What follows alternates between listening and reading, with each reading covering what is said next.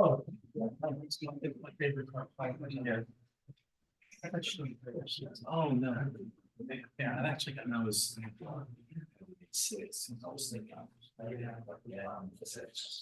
You ready, Sheila? You're given.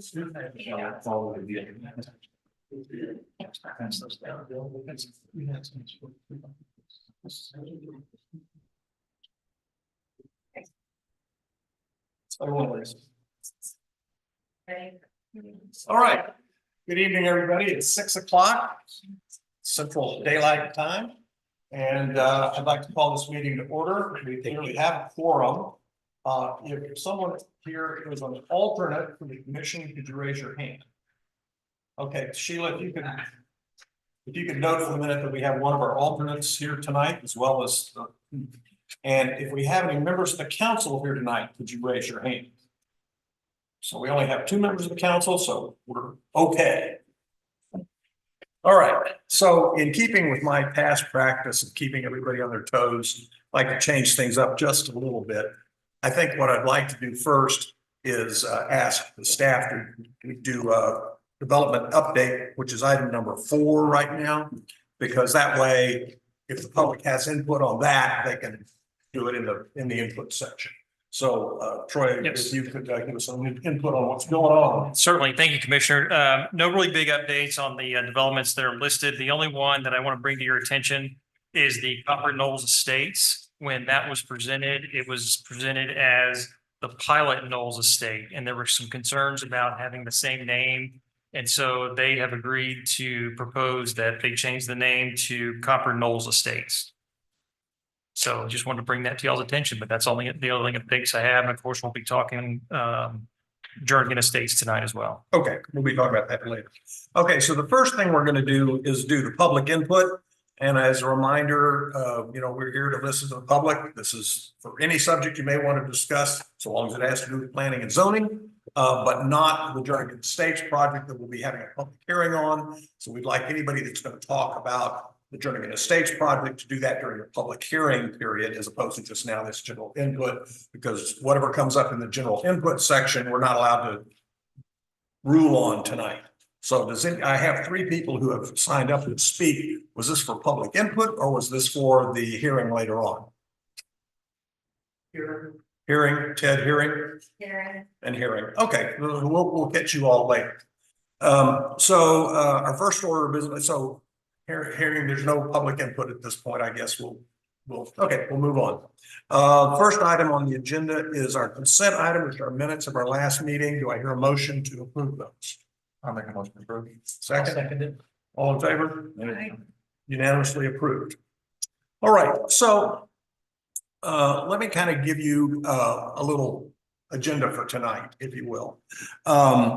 Just a reminder that this is the Planning and Zoning Commission, not the Aesthetics and Save the Trees Committee or anything like that. This is for planning and zoning. That is our specific task. That's what we address, nothing beyond that. And so we have a pretty clear set of rules that we're supposed to abide by and the developers are supposed to present to us. We'll kind of go through those tonight, be sure that all the boxes are checked and that you're okay to move on. So let me also kind of remind you, many of you I know have been in public service and public companies or corporations, municipalities, but just for those who haven't, let me talk for a second about procedures. We are here to talk about specific issues, not just life in general. So we need a specific issue in order to have a discussion about that issue. So when I ask for a motion, that is to bring something to the table. That's not necessarily we're going to approve it. It's just gets it on the table for discussion. So for example, here in a little while, I'll ask for a motion that we move forward with action item number 1, which is the approval of the development plan for Jernigan Estates. I'll ask for a second. Those people who make that motion and second it are only saying they want to discuss it. They're not saying they're going to vote for it necessarily. Once it's on the table, we'll have a discussion. And what I would like to do is have a discussion among the commissioners here in the public forum with our staff, engineer staff, and have us ask questions of the developer so that we get the benefits for those who are you're going to be doing public input later on. you'll have the benefit of hearing what our questions are and hearing the benefit of our research and our homework, because this is a pretty experienced group of folks. And you will have heard from the developers and their engineers, their responses to our question. So once we have had that kind of open discussion among ourselves here in the public forum, we will table the motion. We'll open the public hearing, at which time we'll call everybody who wants to speak, plus anyone else who wants to speak. To the extent people have specific questions during the public hearing for the developer, they're here to address those. If they have questions for an engineer, he's here to address them. In addition to staff, they're here. Then once everybody's had their chance to go through the public hearing, we will close the public hearing. We will reopen the discussion of the motion to the extent that allows us as commissioners to have the benefit of what the public has said in that public input, in that public hearing. So then we'll have that discussion, bring it back up, and at that time we'll vote on the motion. It can be tabled, it can be rejected, it can be approved. We'll see what happens after everybody's had their comments and after everybody's kind of discussed. Now, there are two items on our agenda tonight. One of which is a development plan, one's a preliminary plat. Well, they need to be taken in order. You can't approve a preliminary plat unless we've approved the development plan. So we're going to go through the development plan, the process I just made. We'll vote on whether we approve the development plan. Assuming that gets approved, which is not guaranteed, then we will go to the second action and we will do the same thing. We will discuss it. We'll go through it with staff. We'll have a second public hearing on that specific action item. Then we will go close that and we will have a vote on that action. We do that because if we don't approve the development plan, then there's no point in discussing the preliminary plat because you can't do it if you don't have the development plan in place first. So, commissioners, anybody have any questions or comments on that process? All right. So what I would like to do then is start out I would entertain a motion from the commission on action item number 1. A motion that we approve the February 26th minutes of Planning and Zoning Commission meeting. Oh, we already did that. We're moving on. We're now on action item number 6. Yeah, to discuss. Yes, action item number 6. So I would entertain a motion that we consider action item number 1 under 6. So I make the motion to discuss the Jernigan Estates development plan And consider approval. and consider approval. Right. And a second? I'll second. All right. We now have an item on the floor. For those of you who benefit, anybody who really has any questions about Robert's Rules of Order, it's here. So that's kind of what we stick by. So we now have a motion and a second, and it's open for discussion. So I would like to start with questions or comments from our commissioners. And since Jeff has more sticky notes than anyone else, maybe we can start with Jeff. And either you can make comments, you can ask questions of staff, or you can ask questions of the developer and their engineer. I do have a lot of sticky notes. And it's because I'm not a hydrologist. Join the club. Right, but I do understand gravity. Right, and the elevations, this all looks logical. Right, and I had a sidebar conversation with Chris, and I guess I need to make that a public conversation. What's our... Yeah, and let me also make that note. Just so you all know, none of us have had conversations this week. You know, we've individually talked with our engineer, we've individually talked with staff, but we have not talked outside of this room. In fact, the engineer kindly offered, if we had any questions, we could come to him before the meeting and say, no. Everything will be on the table. All questions will be asked here publicly. So what you're hearing from Jeff is his first set of questions, other than ones he's discussed with our engineers. So just make clear that everything's on the open table. It's just a general sense of confidence amongst this commission that this is going to work. Will work. Okay, so let me make another point here as part of the discussion. I don't know, Troy, did you ever figure out whether we could get things on the TV or not? We cannot. Okay. So what we're discussing tonight is in our ordinances, it's 2.4 for those of you who want to follow at home. which is the procedures and the submission requirements for development plan approval. We have a very tight list of things that have to be done in order for that to be approved by us. If something touches all the bases, it's subject for approval. It's met the tests. Again, we're not here to decide whether it's going to be ugly or the fence is going to be the wrong color or too many trees cut down. That's unless it's in our ordinance, we don't address it. So I think what I might suggest we do, just to show that we've done it, is start with paragraph D, which it says the development plan must be in accordance with the approved concept plan. I think as you all know, we approved a concept plan. The town council approved a concept plan. So the concept plan has jumped the hurdle. We're now working on the development plan. Commissioner, real quick, can you make sure you're speaking into the mic so Oh, folks I'm at home? sorry. Nobody's ever accused me of being too quiet. I'm sorry. Yeah.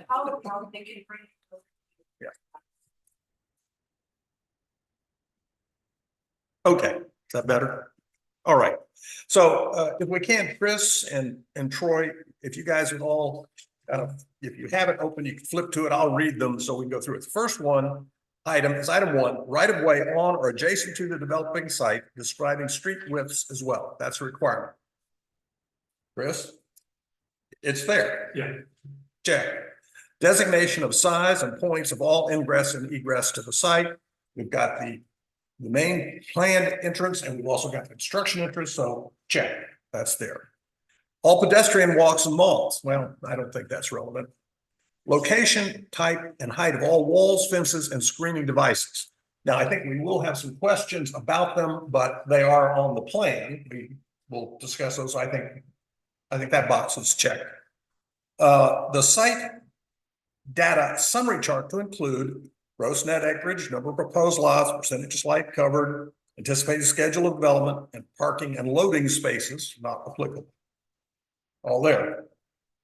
Number 6, area of open space or plaza. You haven't put your plaza in on it, but okay, skip that one. That's not applicable. Note stating conformance to open space and plaza requirements, not applicable. Outside storage space is a percentage of total lot area, not applicable. Show the following related to existing or proposed buildings. Well, there are no existing buildings on our site. And at the moment, there are no proposed buildings, right? They're just lots. So not applicable. 10, clear graphic descriptions and statements to the effect that all parking and loading requirements have been met, not applicable. All building lines. To my reading, all the building lines are there. So I think that's done. Location, height, size, type, and orientation of signs and lighting luminaries, not applicable. Representative renderings of sign types, facing, material compositions, and colors. No signs that I'm aware of. Location of trash dumpsters, no dumpsters, not applicable. Type of surfacing to be used, like paving, asphalt, concrete, brick, turf thickener, or gravel. I believe that's all very clearly stated. Check. Easements on or adjacent to the site labeled and dimensioned. Looked clear to me. I didn't see any missing. Anyone else? No. Check. 17, proposed and existing fire hydrants. So noted on the chart.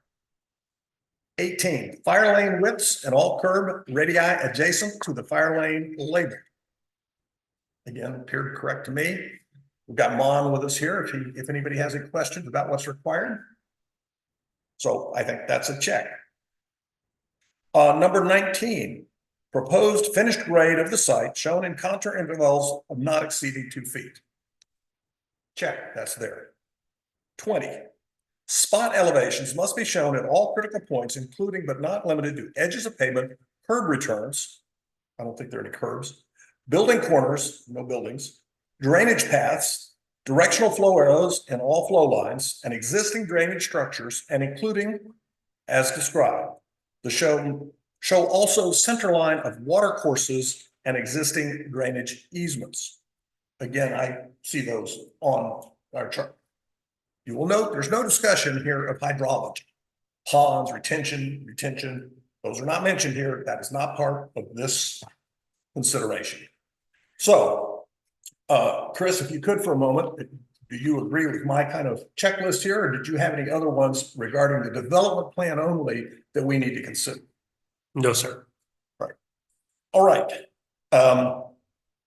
So other questions about the development plan? You had some questions about fences, I think, right? Correct, yeah. If you could. Yeah, so I noted that on there's a reference, one of the plans are pretty intensive. But there's a reference to a silt fence for retention purposes. And I'd like to understand, assume that's just for during the construction phase. Is that correct? Is it gonna be right up against that south fence that's right there? My concern is that's the entrance for for Larry's property. If that silt, if we get a heavy rain and it overflows, is it gonna basically muddy, flow south back into the road and make it difficult for him to get in and out of his property? So if you look. Michael, can I have you come up to the podium and answer that, please? So if it's the line that I'm thinking of, next to Larry's, it is the highest point. So water, that's the highest point. It's just encompassing the project. Water doesn't go that way. I think what I saw was like 2,200 linear, 2,300 linear feet running along, which basically looks like it's almost that whole drive. But there are a couple of culverts underneath that, I believe, right, Larry? Which flow onto us. So that is the high point. Okay, So the silt fence is up here. okay. So it's just mainly a barrier to keep people off and out. It will be a little bit off the fence Well, I line. know like in a lot of projects, it's set back a little bit from. Couple of feet. Yardage or something, but it looked like this was gonna go right where that fence was. And I also saw reference to removing two portions of that fence to put this little fence in, I guess. In one of the plans. I believe so. That And so probably is has that to do with the something colors. Is there an agreement in place to do that? Because I think that fence belongs to you, right? So I'm just trying to make sure that everything is squared away. Yeah, All right, well, we can discuss that when we get to public hearing. And that is the high side. So. Okay. Other discussion of the development plan. All right, so I would like to table that motion for a moment and open a public hearing. It is 6:16 p.m. I'd like to open a public hearing for the development plan. I will note again that does not include hydrology. That's a later discussion. So again, I've got three people that wanted to speak. They may certainly speak on hydrology if they want, but I'd recommend that they wait until we get to that subject. However, Nancy, Ed, Larry, anyone want to speak in this portion of the public hearing?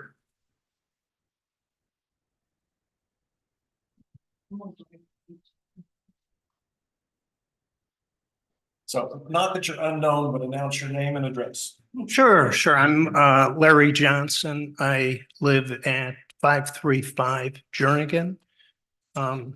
Lived here 30 years now.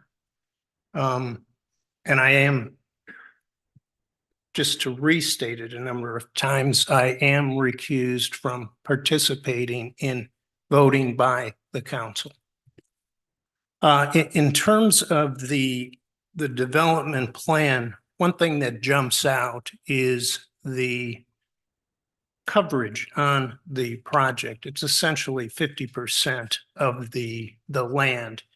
And when you look at the land, that probably about 30% plus of that land is lowland, which is regularly flooded. And the two main water sources which flow from south to north and then west are right in the middle of that low-lying area. I think there's been conversations on this before, but the large pond drawing is not correct. The notes on the documents indicate clearly that the drawings are based on September 2023 field work. That is low point water wise. If you want to see high point, go out there now. And it's night and day difference from July, August, September to this time of the year. So those drawings currently show no contiguous water between the large pond and the Davis pond. And there's no indication that that's going to be addressed. So currently I have two sources of flooding, the large pond on Paul's land, and the, flooding coming from the Davis pond. So at some point, we need to have real drawings, not fantasy, make-believe, wish, drawings that, don't reflect reality. The other one that's in the development plan document, references, an easement, a private easement drain. This is an item that really has to be explored because you have points where there are challenges in this. First, you've got the water moving south to north to west. That's one. The other one is you've got the issue of apparently that water is being channeled through this private easement drain. Well, the question becomes, who maintains that and who has liability if that results in a massive flooding issue? And I realize it's a little bit out of the ordinary that it's, quote, a private easement drain, but the reality is the project can't work if you don't have that. So I think that ends up being relevant to, okay, and again, parties change. Somebody can be a developer, there can be a homeowner, there can be a property owner. It's really critical that that easement be understood as to what the impact, and it goes ultimately to liability, because I can easily see a scenario where, nope, it's nobody's fault. Go talk to the HOA or go talk to the town. So that is very nebulous, and it's ultimately going to have to be clarified. The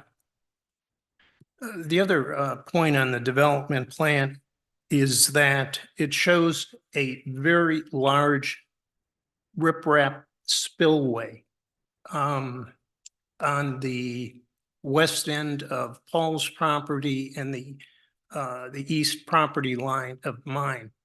Well, that currently is the major access point of water.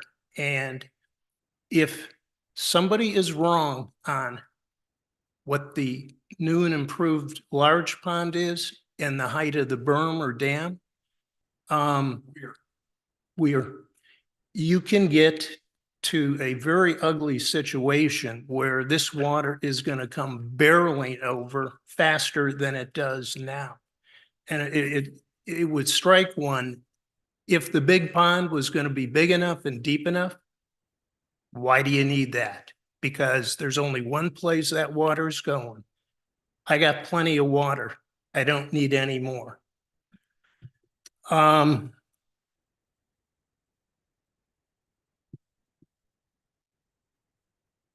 In the development plan, there is some confusion in terms of who's who. There's Precision Builders, then there's an owner, Mike Kennedy. So again, I look down the road in terms of the chain of liability. Who is who? Who's responsible? So these are items, they're going to have to be addressed, I think. I'll have other comments on the preliminary plot. Thank you. Thank you, Larry. Anyone else regarding the development point? All right, hearing none, I would like to close the public hearing on the development plan at 6:25 PM. And we will reopen our discussion of the development plan now that we've had some input from Larry. Mike or Darren, would you guys have anything you'd like to say at this stage on the development plan? Yes. I don't know where, Darren Andrews with Adams, I don't know whether to address it now or preliminary plat, but I will just say that in regards to the water surface elevation shown on the survey, yes, it was taken during the summer. But the preliminary plat hydraulic study, that's all been done. It's all taken into consideration. So we do have drawings that we can show that does show the water going across both properties. I don't know if we want to do that now or we No, want to we'll do do that. that later. We actually, Larry, we have a bunch of hydrology studies, which we'll get into here in a little while. So I think all of the points you addressed, I agree, do need to be addressed, but not on the development plan. Get there when we get the preliminary. Okay. Thank you. All right, so we have a motion on the floor. We've had a discussion about it. So I think at this time, it's time to evaluate that motion, either for or against the approval of the development plan as presented for 545 Journeyman Estates. So we have a motion. Can I, sorry, one more question? Oh, sure. So, there's an existing barn on the property. And it's on the documentation, it's showing as a setback, which is 15 feet.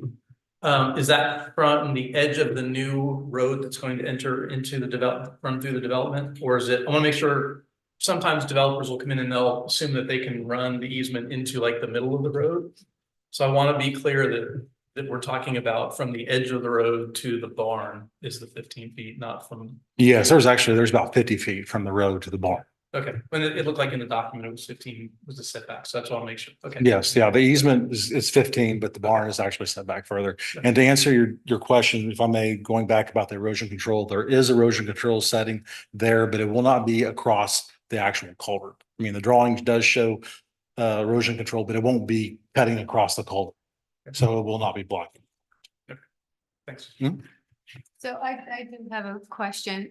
Or did we satisfy Larry's concern regarding the private easement drain and who is ultimately responsible if? We'll get to that in a while. Yeah, I think that one is not a Okay, development plan. That's Okay. a preliminary plan. okay. And is Paul Singh here? Hey, Paul, welcome. So all of you know, Paul is the homeowner, the property owner, and he's raised his hand to be that guy that is responsible for the easement. So we'll get to that later on. Okay, So we thank do you. have the responsible party members. All right, any other questions? Development plan only. And so one last one, Robin? Procedural question. Sure. So, it was always my thought and understanding that, Robin, can we get you to come to the podium, please? just so everybody knows who I am, Robin Douglas Davis, 581 Journey, and my property is on the north side of this. It's always been my understanding that the process or the procedure for the development where these things happened in a sequential order. Being that was designed so there was time in between the individual steps for discussion for citizens to discuss with planning and zoning or town officials. And so having them together in the same meeting, I think subverts that idea. I just wanted to address that. I would suggest that we, go ahead and discuss the development plan and any action therefore, but then I think that we need a time period in between before we move to the preliminary plat. Thank you. Anyone else? All right then, I think we'll bring the motion on the table to the floor for a vote. I think we can do hands or roll call, whatever you prefer. So all in favor of the motion that we approve the development plan as presented? Jeff? Okay, so unanimous. All right, now we move to action item number 2, which is the preliminary plat. So now we get to the fun time. I want to remind everybody, there's a couple of things to keep in mind, and well, first of all, if there's anybody who really wants to study these, we have sets of these for anyone who really wants to study them. Thank you, developers. Secondly, it is not the responsibility of any developer to solve the problems that existed before they begin to develop the property. I don't know that I can say that any more simply. It's their job is to do no harm. They can make it no worse. If they can improve things, yippee, that's great. Maybe good for them, maybe help them sell more homes, but they are not required to do that. So when we get to the discussion tonight, we'll hear conversations about hydrology. Honestly, none of us are hydrologists. Fortunately, we have someone here who works for our town engineer. So we will be getting into hydrology here in a little while. But I think the important point here is this is a very complex situation because the particular pond, whatever you want to call it, is not actually on the property we're talking about here. It's adjacent, and that's the easement. Moreover, that particular pond laps across onto someone else's property. And it is not just kind of a self-contained pond on either the easement or the property we're talking about. It's across several property lines, as Larry mentioned.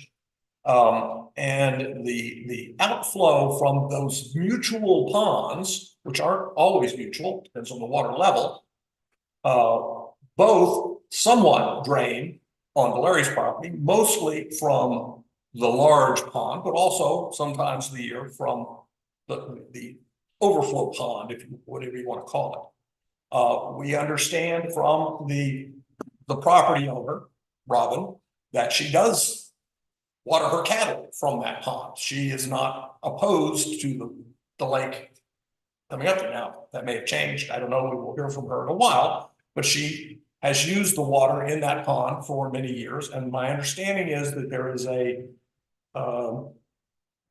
connection at a lower level between the ponds, so that even when the water levels fall so that they become 2 ponds, there is a connection that keeps them both at the same level. Is that correct?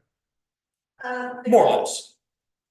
More or less, there is a connection, there's a 6-inch PVC pipe between that runs through the embankment between the 2 ponds. There's a riser on the large pond side, on Paul's side, that comes up a good 3 feet. And so the inlet from Paul's side is higher than the outlet from my side. All right, so we don't need to have that in the minutes. I don't think, because it was me talking, and I was just asking for confirmation. But fundamentally, the 2 ponds are connected. So this is a complicated hydrology problem, and it's not like what we're used to facing, which is okay, you got runoff, you make a retention pond on your property, and all done and dusted. This is quite complicated.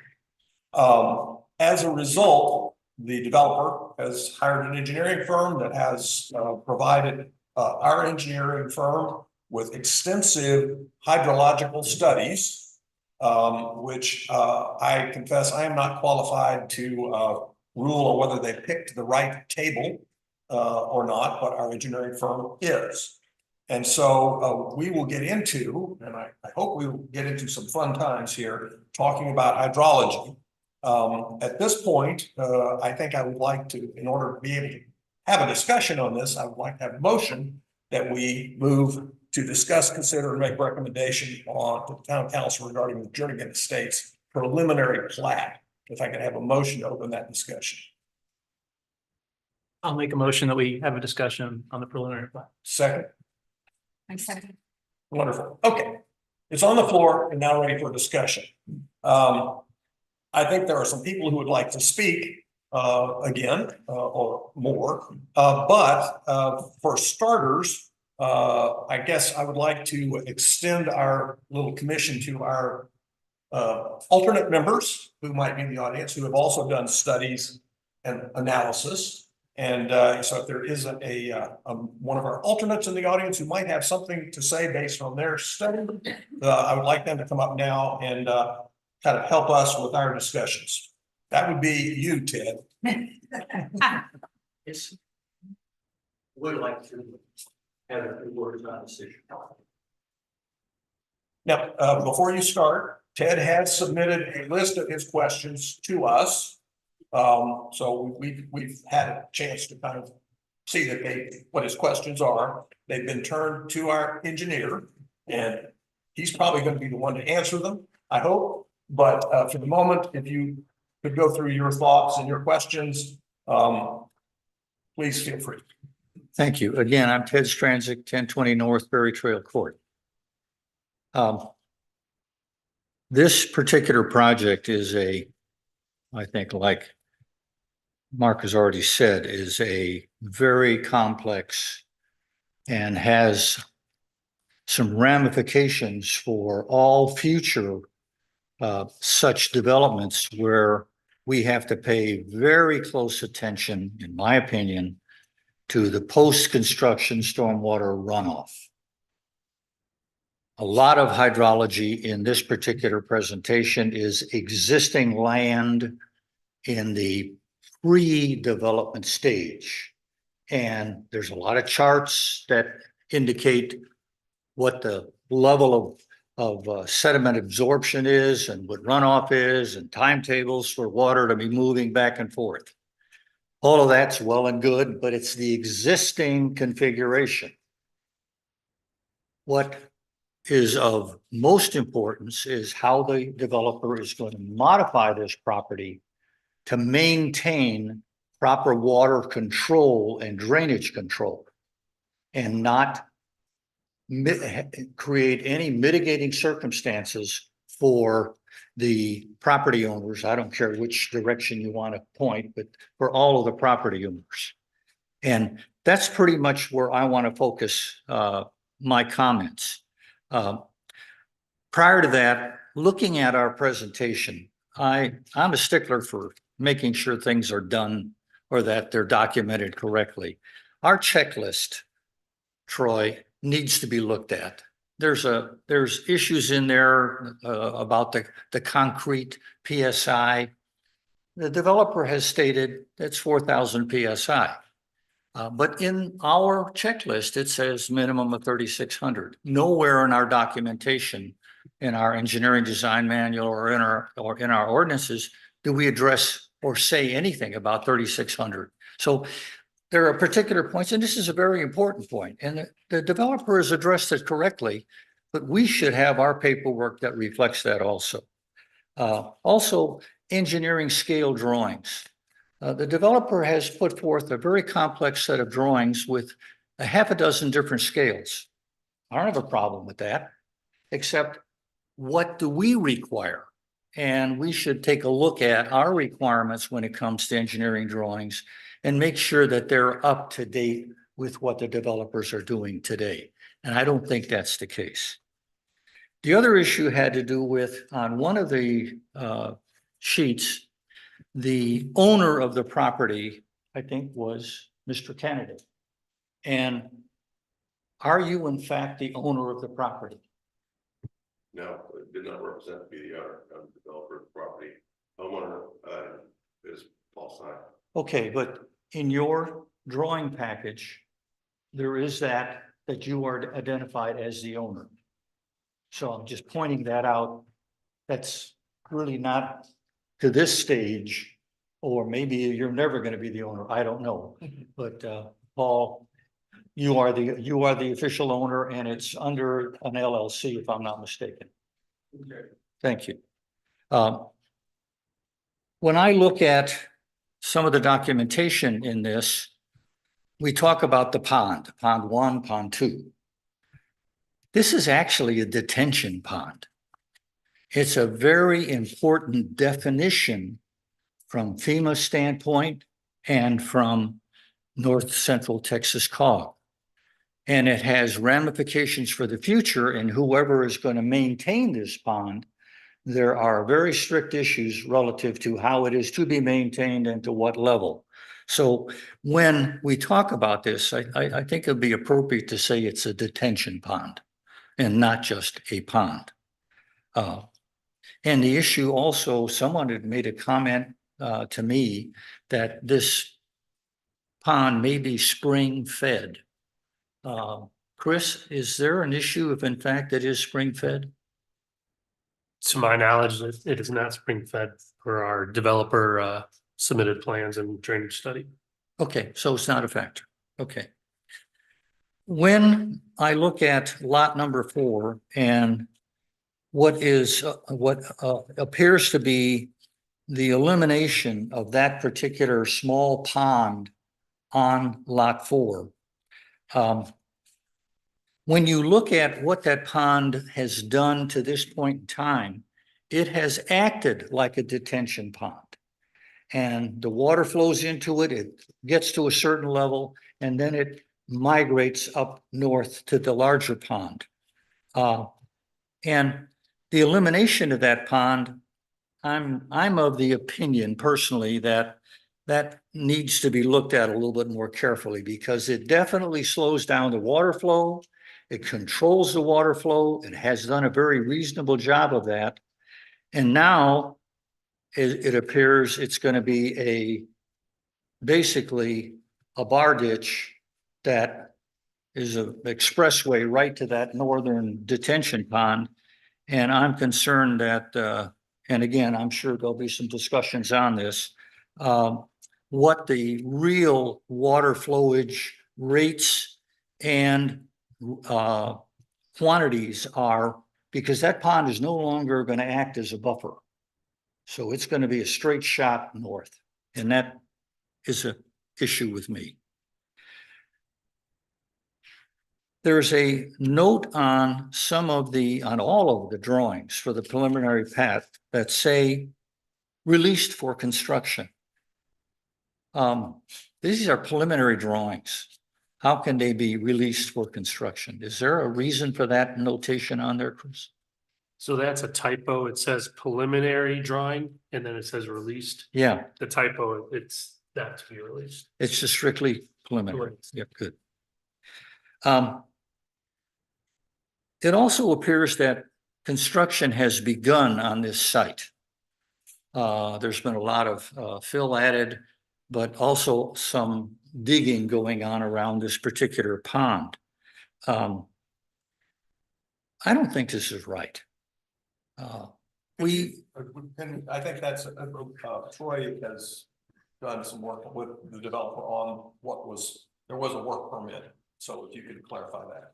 Correct. There was a grading permit just to construct the construction entrance, repair the road. And the dirt that's brought on the site is just to be used to fill in that smaller pond, and that's it. They cannot use that dirt to build or construct the roads, the building pads, or anything else. They will have to come in for a second permit once they go through the process to get approval for starting to build the base to the road and the pads for the homes and the lots. Well, to me, that's all part of the final plat. And you know that activity is driven to and will be covered in the final plat. And to prematurely start that without the approval of the final plat just doesn't seem right to me. The fill dirt that you mentioned, the quality of the fill dirt seems to be substandard. And there's evidence of that in several of the loads that are located there now.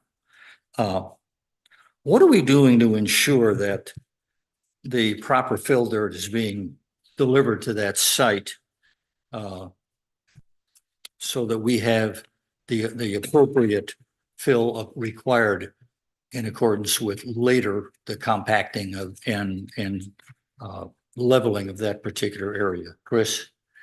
So that's the property owner's responsibility. Is there do you control the who does it and making sure that that dirt is correct? We do, we use a 22,500 pound, D5 Caterpillar to achieve that compaction. Okay, and it's gonna also be, it's gotta make a certain dry moisture content relative to its compacting, right? Plenty of that. To say the least. Okay,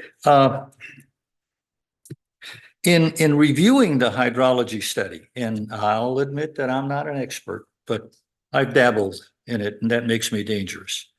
It appears that the hydrology soil group designations 3, 4, and 5 for lots 3, 4, and 5. Is the calculations that you use in your study, does it accommodate the lots before or after the fill has been compacted? So. Can I answer the question? Sure. Yeah, use Mike, can the, yeah, can you come and grab the mic, please? You have to talk really, really. So, the fill compaction, in the pad sites are addressed at a later date. At each home site, we do 2 borings and provide a soil test to our engineer to design the foundation. At that point, if there's not proper compaction, it's either piered or it's stripped out, select fills put in, but we always only act at the discretion of an engineer. Okay. In your conclusion remarks on this entire project, on the drainage study in particular, you make reference to changes that might occur post what we're discussing here, and you've just addressed one of them in the fact that a lot of this dirt is going to be compacted post any of the information that is published here. Is that correct? Yes, sir. This is not for final pads. We're not volume builder. I mean, we take each pad one at a time because we don't know what the shape of the house is going to be. Okay. So it's a controlled process for us. And like I said, our engineer intervenes with any poor soil conditions, compaction, with piers or stiffening the slab. Okay. So I have a question. Chris, did you just say before that the homeowner was, or the property owner was responsible for the soil condition? Yeah, for the quality of the on-site fill. And did we not, I know I sound like a lawyer, but Paul, did we not say that you were the property owner? That is You're true. answering the question. Right, because he's the one who's developing this for me. He has more technical knowledge than me. Okay, so that was confusing to me, like why you're kind of if you're not yet developing it, then how is this relationship kind of going? Do you understand what I'm saying? he's acting as agent. Exactly. Yeah, and That's that's kind of business part of the transaction. So he's hired a reputable company, and he monitors us.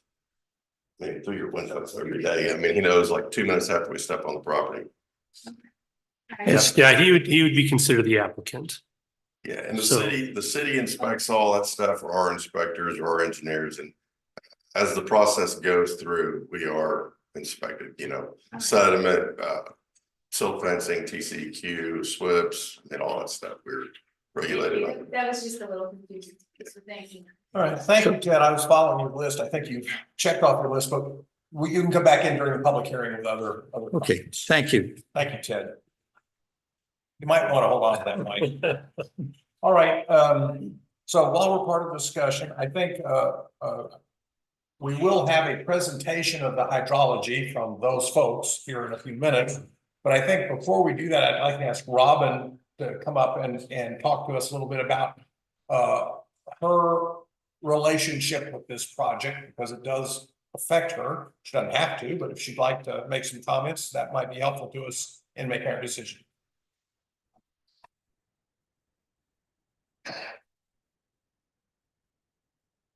I had generally not planned to speak, but so like you kind of have to know the history of this. This was originally one big pond. We owned the property. There was another property to the south of us, and it was split by a fence. So a fence went through the pond. The people who bought that property south of us, the Spradleys, he was a construction, like parking lot asphalt builder, and he wanted to separate the ponds. We're like, okay, we can separate the ponds. That's fine. So he came out and brought an excavator and separated the two ponds, and there was a pipe in between. So there was to make sure that we had water all the time, that it didn't affect our water level. At that point, everything worked okay for a little while till, the way rains go around here, it's just like last year. I had 1.5 inches of rain between April and October. And then in October, we got 6 to 8 inches in about 10 days. And so it took about 2 or 3 days for my pond to fill up from being summer dry, and Paul's pond to fill up from being summer dry, and then his pond overflowed into us. And what it does when that happens is it floods part of our pasture. So we lose, that portion of our land to be able to use for grazing. It's also, snakes and critters and it's ugly and that sort of thing. But I have some concerns about, and Paul's great. I have some concerns about how these changes are going to make a situation even worse. And I know the engineers are working to try and mitigate that damage, but what it comes down to, and my husband put this very succinctly, he said, so these are great plans and we think it's going to work to the best of our knowledge, but what happens when it doesn't? And I think that's a reality. Like, the best laid plans of mice and men, you just don't know. You can try your best and use your best technical knowledge to think that you're going to solve a problem, but how many of y'all have done a construction project and had it work out exactly like you thought it was going to? Nobody. So Robin, question for you. Let's, for the moment, say this project happens and it's out there. And you suddenly decide you want to separate those ponds. Well, they should be separate. They are separate, actually. They overflow. They are two separate ponds. There are two separate holes. Yeah, for lack of a better term. There are two separate depressions that it is delineated and marked, and I can show you on a picture exactly where they are because I was there when they built it and I watch it all year, every year. Well, and I understand that. So they're two separate ponds. Paul's pond overflows, floods out, floods my pasture, and floods over into my pond. And then Larry ends up being affected because, and Larry and I've talked about this, there's a pipe that runs underground from my pond to Larry's property. It's about a 6-inch PVC pipe. So not only, like Larry said, and when all this happened, we were told that Larry was good with this. So I don't know, that was my bad for not asking for it in writing. Yeah, I guess what I was going to say is that, again, the developer is not responsible for fixing it. No. And as Larry pointed out here earlier, those ponds are connected now, particularly at the height at 100-year floodplain. They are flooded. It's what they are. They are flooded. That's the existing situation. It may be desirable that they were separate ponds. Well, they are separate ponds. There are two separate holes, and that water is, when it flows, it's somewhere between 1 foot to 2 foot deep. Yeah. That's not a pond. So let me ask the question a different way, right? Is there an agreement or a plan, presuming the development goes forward, so there's a law in Texas, you can't divert water onto somebody else's property, right? So today, there's sort of a mutual agreement around the diversion of well, that's what I'm hearing, because Paul's overflows into yours. Yeah, it's not by mutual agreement. Well, It's not by mutual agreement. It was not designed to be that So, way. okay, And right, so let me build on that. So if it's not by mutual agreement, then is there a plan to prevent Paul's Pond from overflowing into your pond? Once presuming this development moves forward, once it's done? we have had discussions, but there's been nothing finalized. Sorry, can Mike say it? Yeah. Talk. How long has the ponds been this way? A while, years, 20, 25 years probably? something I can look up exactly. Whenever after Spradley moved in and he had been there for a year or two. I think it's So- about 20 or 25 years. The one I didn't know thing you're here. you had approached us about putting a wall up between the ponds. We didn't and we wanted you to acknowledge that water fills your pond.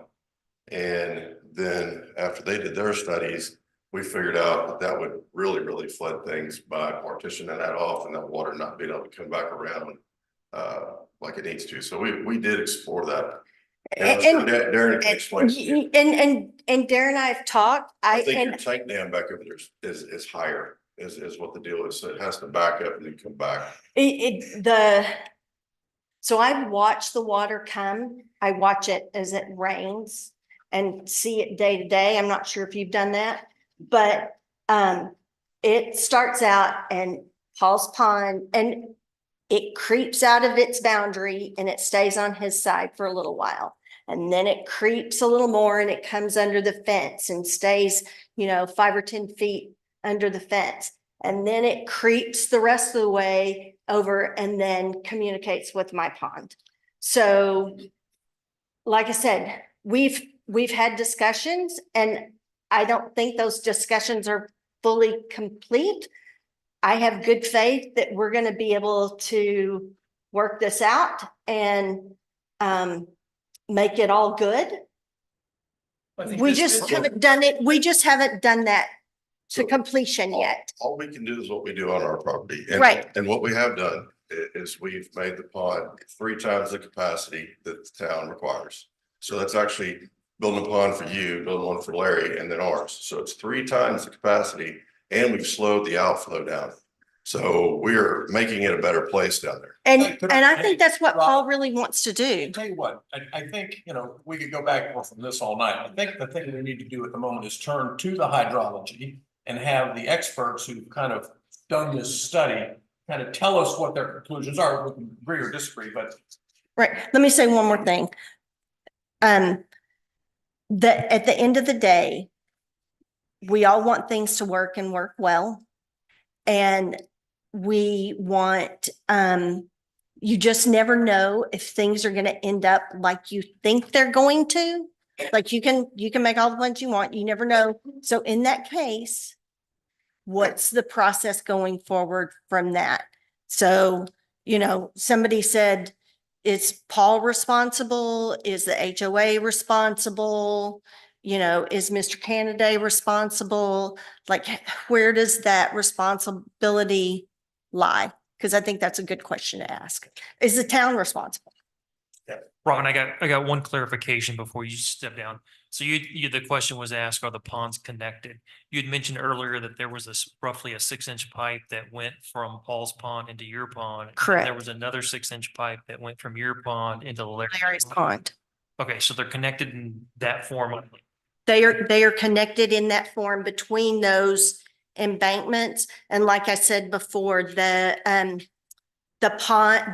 beginning of the pipe, which is on Right. Paul's side, has like a 2 to 3 foot riser on it. So they're not at actual level. It's just when his rises to that level, it overflows into yours in essence. Right. And before it even hits the top of the riser, it is overflowed over the ground, So that flooded outside the boundary of his pond, outside the boundary of his fence and onto my property. So that pipe connection is irrelevant to our discussion because it's already overflowing into your property before it hits the top of that riser. I wouldn't say it's irrelevant, but I don't think that's the first cause of the first movement of water. Right, and the water's flowing over the property line. at Before, pond level, before it gets, correct.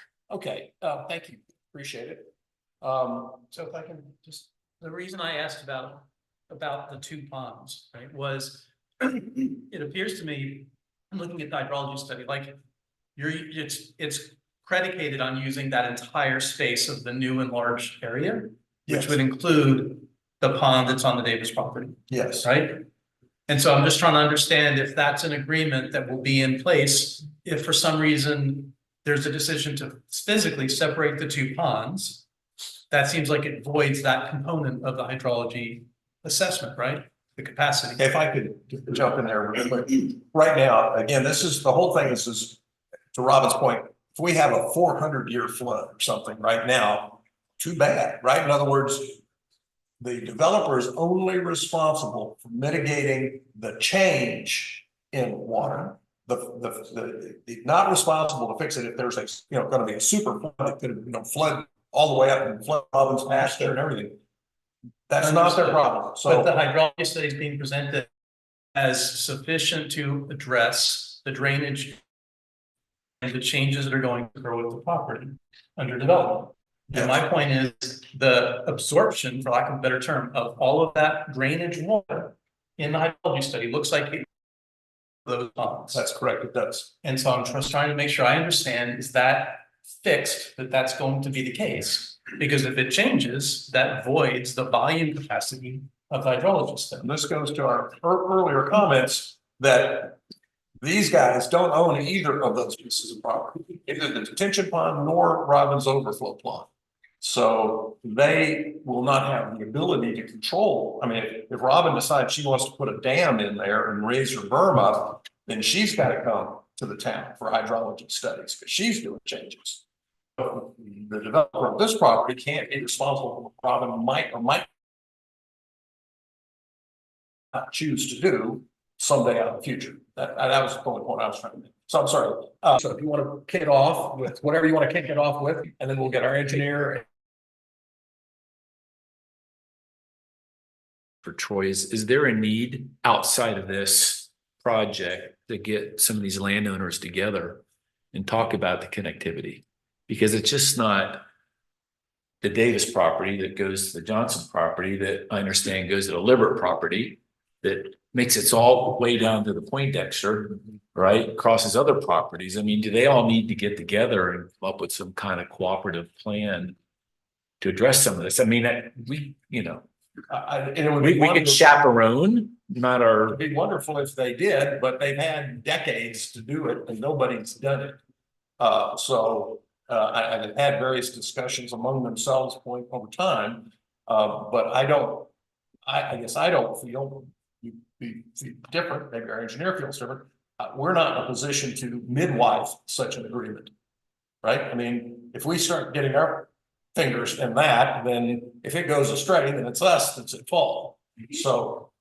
You should know that we attempted to address this with the prior property owner, the Skidmores, and Mr. Skidmore very ugly told me because he uses that farm for irrigation. It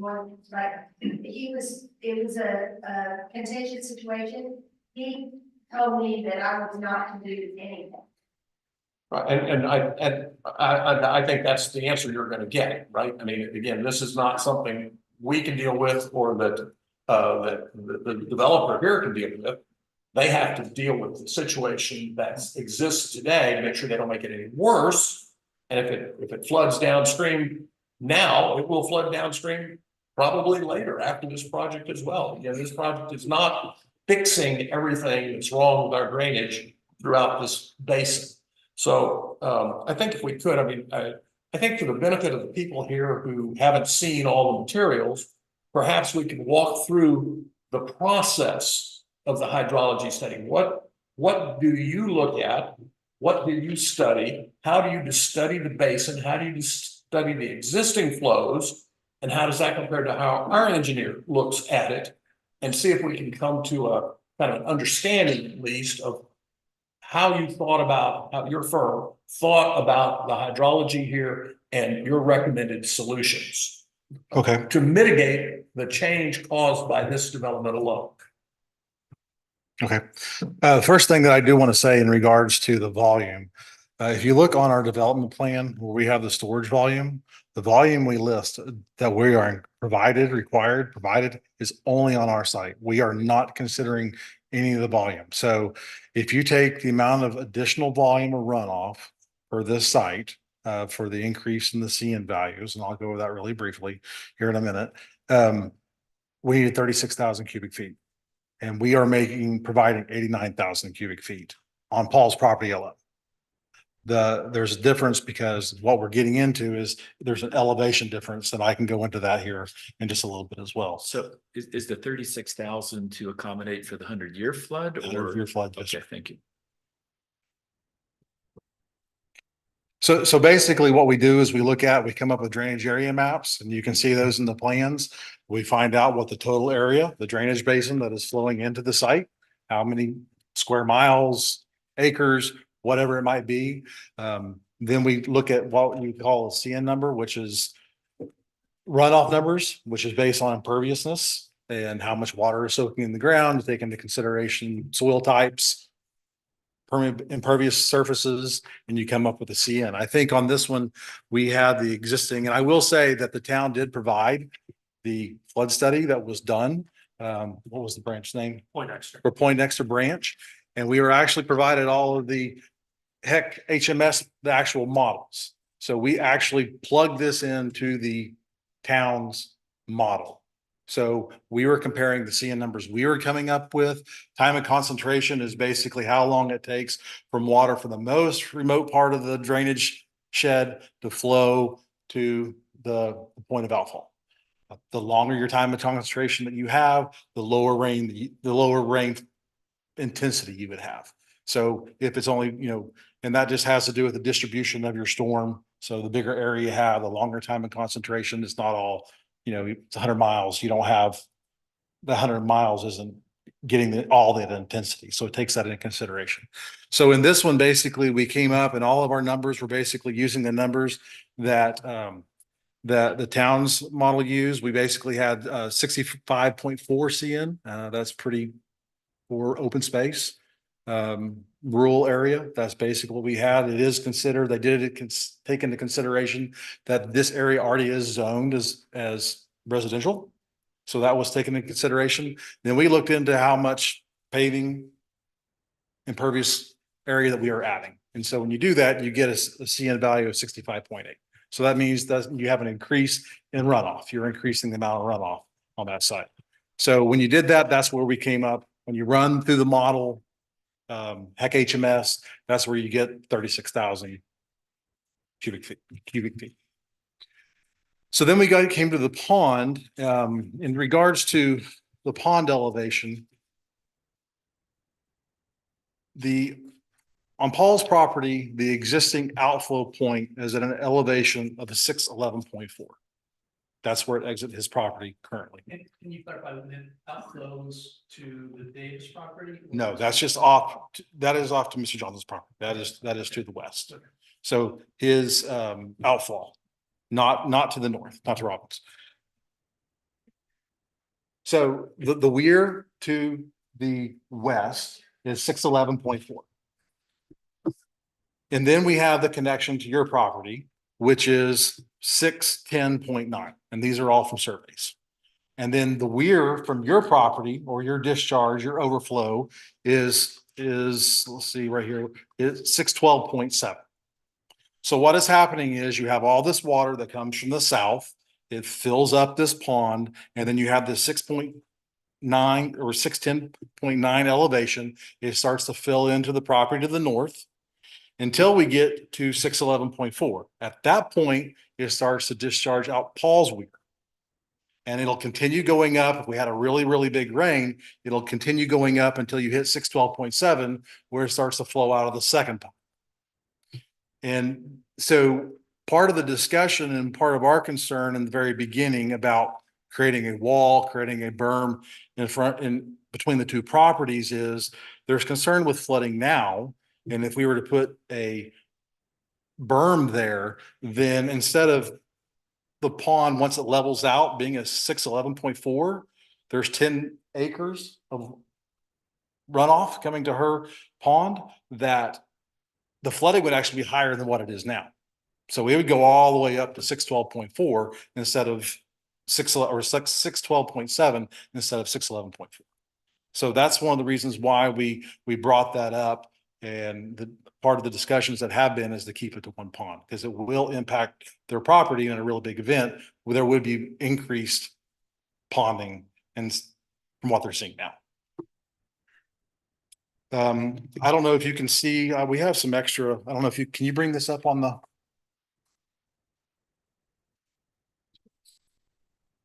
Both ones.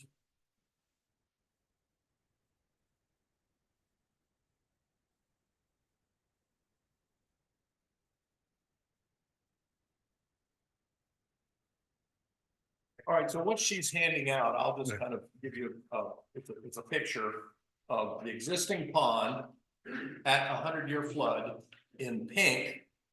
And what their proposed pond is in green, but there's two colors of green. There's kind of a darker green that overlaps the pink. And then there's a kind of a more bright green that's new pond area that's not currently ponded. So where you see the pink and the darker green, they're overlapping, in case that just confused. That's why there's just a tiny little edge of pink around the outside of this green. That's because what they're saying is that 100 years, this pond will fill up to where it fills up now, plus this new area that they're increasing the size of the pond. Well, we're actually, so Well, the opposite. Sorry, didn't say that right. So the green or the pink is the existing condition. That is basically the existing 100-year water surface elevation. The green, and the reason you have the two different greens is because you have one color over another, and that's why you have the different color.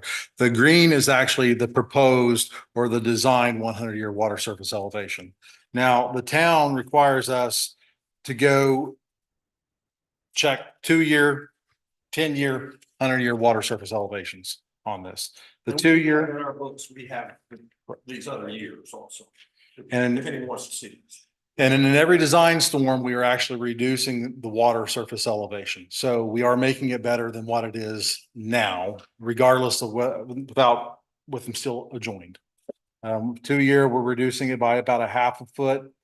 About 2/10 in the 10-year and almost 1/10 foot in the 100-year. Now, it's not a lot. I understand that, but it is better than what it was. And that was part of what we were tasked to do, is to prove that we are not making this worse than what it is. And I will also say that the amount of runoff that is coming off the property, because of the amount of volume that we are doing, we are reducing the amount of water as it sees from what it sees right now by about 12%. We're going from 370 CFS to about 340 CFS. So if you plug that into the town's hydraulic model, we are making the downstream conditions better than what they are now. Can you talk for a second to Larry's question about the weir and the riprap on the overflow, if you will, to that western direction? Sure. Yeah, the riprap is designed at an elevation. What we did, we've lowered the current weir, and we have to have, because of the velocity coming out of the weir. And right now it is not considered an erosive velocity. So we are adding a lot more riprap than what it needs to be. We're right around 5 feet per second, which up to 6 is considered non-erosive, but we are adding a bunch of riprap and boulders so you can slow it down more. Darren, are those boulders going to be just freely laid in there? Are they going to be concreted in? How are y'all going to secure those boulders? In the past, we did another project, I guess, out of Copper Canyon. They're just, we get tall boulders that are 36 inches tall or something like that, and they're kind of round, and just anchor them into the ground by 18 inches or so. Because the depths of the water coming out is a lot They're a lot taller than the depth of the water that's coming out. We're So not, just for clarification, when you say anchored, you're just digging a little trench and then putting the boulders in there versus pouring concrete and making sure that they stay in Correct. place due to some big water event that we may or may not have. no, they're not anchored in place. They're not grouted in. Okay. They're on the other side of the weir. Yes, they're on the downstream part of the, Weir first before it yeah, gets- we have the concrete weir and then we're gonna have rock riprap. I mean, it could be grouted. I mean, Or embedded. it depends on the size. I mean, if you do grouted rock riprap, you can usually go with a smaller size.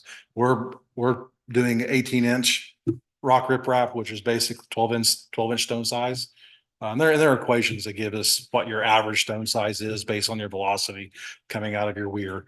And I think which showed that we were supposed to be using an 8-inch D50, which is the average stone size in the truck. So it can range, from, I don't know, that's just the average size of the rock. And we're actually specifying like I think it's a D12, 12-inch. That's what we're trying to do. So whenever you feel like you're kind of have laid it out, I'd like to hear from Chris and Sawyer from our town, their views of the process you took and their thinking about the choices you made in terms of which tables to use, et cetera. So whenever you feel like you've kind of laid it out, I'd like to hear from our. Okay. And I just have one more thing on this sheet that I brought up. So basically what I did is I just want to just touch on this. So this is just kind of a fictitious neighborhood. Don't kill me because I forgot about rear yard setbacks. So I know that. But the point is elevation. So let's just say you had this and you had these 3/4 acre lots all surrounding this pond. So per town code, if you look at this second sheet, which this is just a really rough sketch. So let's just say that the rear yard setback's 15 feet. So, you could have your pond and if you had 1 foot of freeboard, that home could be 15 feet away, only 1 foot above your 100-year water surface elevation per town code. So if you go to this sheet, which I laid out, which shows all of these elevations, you're looking at 100-year water surface elevation of 612.8. And then you compare that to all the homes that are around. We do have 1 foot of freeboard. You compare that to all the homes that are around us. Our new homes are going to be around 615 or around 2 to 3 feet. And they actually might be higher, it just depends on your lot, but we're probably gonna be 2 to 3 feet higher than that. We have the barn, which is at 615, and then all the other homes. We have 627, that's 14 feet. You have the barn and the home, 626 and 618. We have 625, and then we have 639. And we're all hundreds of feet away from the pond. So what happens in the event, we do have an emergency spillway, which is basically the pond acting as it has for the past decade. Let's just say we were to have, cataclysmic rain event, is all going to go to the west. It goes through Mr. Johnson's property into the pond right before the gas pad, then directly into the 100-year floodplain. Chris, can I ask you to give us a brief disquisition on what is freeboard? Why is it important in this situation? Sure. Sorry, I'm asking him to explain freeboard. I'm asking him to explain freeboard and why is it important in this situation? So really the key reason here is since this will be a retention pond, it's going to be made to hold water. And if there's a lack of maintenance, if there's issues that affect what that actual storage is today and reduces that storage, the freeboard's designed so that there's a little bit of safety. If some of the pond gets filled in, if something happens, there's still that extra room before it spills out. And so, we made the note about the freeboard specifically to have this conversation because it's a shared pond, because it's not a standard design where you have a pond and a 3-foot berm around the whole thing and then a spillway 2 feet below that. So yes, but that's the intention is add as additional safety to the design itself. So let me see if I understand that. So for example, over time, as silt fills this pond, If it's not maintained. Paul, this could cause the water level to rise above what is now designed. So again, this is to Larry's point, why it's important that the person who's going to be responsible for the pond is aware that they've got to maintain it. And so how do you guys get comfortable, or maybe you don't, you're gone, that the pond will be maintained under the easement that's being put in place? You follow my question? Well, from my standpoint, basically, I mean, most of the time you have freeboard, you're talking when you have an enclosed system, when you have a pipe coming out, right? So you have trash, you have big logs and stuff that can actually block the pipe. And this, we have a above ground weir, which is controlling. There's very little, we're not in a wooded area. I mean, there's some trees around, but you know, you're not in a creek, you're not in a pond, you don't have flowing debris anywhere. Everywhere else around the site is clean. So I do not foresee, from my standpoint, just from an engineering standpoint, not from an agreement standpoint, from an engineering standpoint, I don't see anything that could ever really block the weir from a natural standpoint. So, Chris, can I say so? Sure. So that's for the aspect of the weir, and you mentioned sediment too, so we will maintain erosion control until we establish vegetation to the pond. And that way there's no siltation, and Paul's entire property is grass. On the new sites, you guys make us run silt fence on our sites so we don't contribute to sediment going into that pond. So you guys monitor that. It's a permit. You guys come out, what, 24 hours after rain?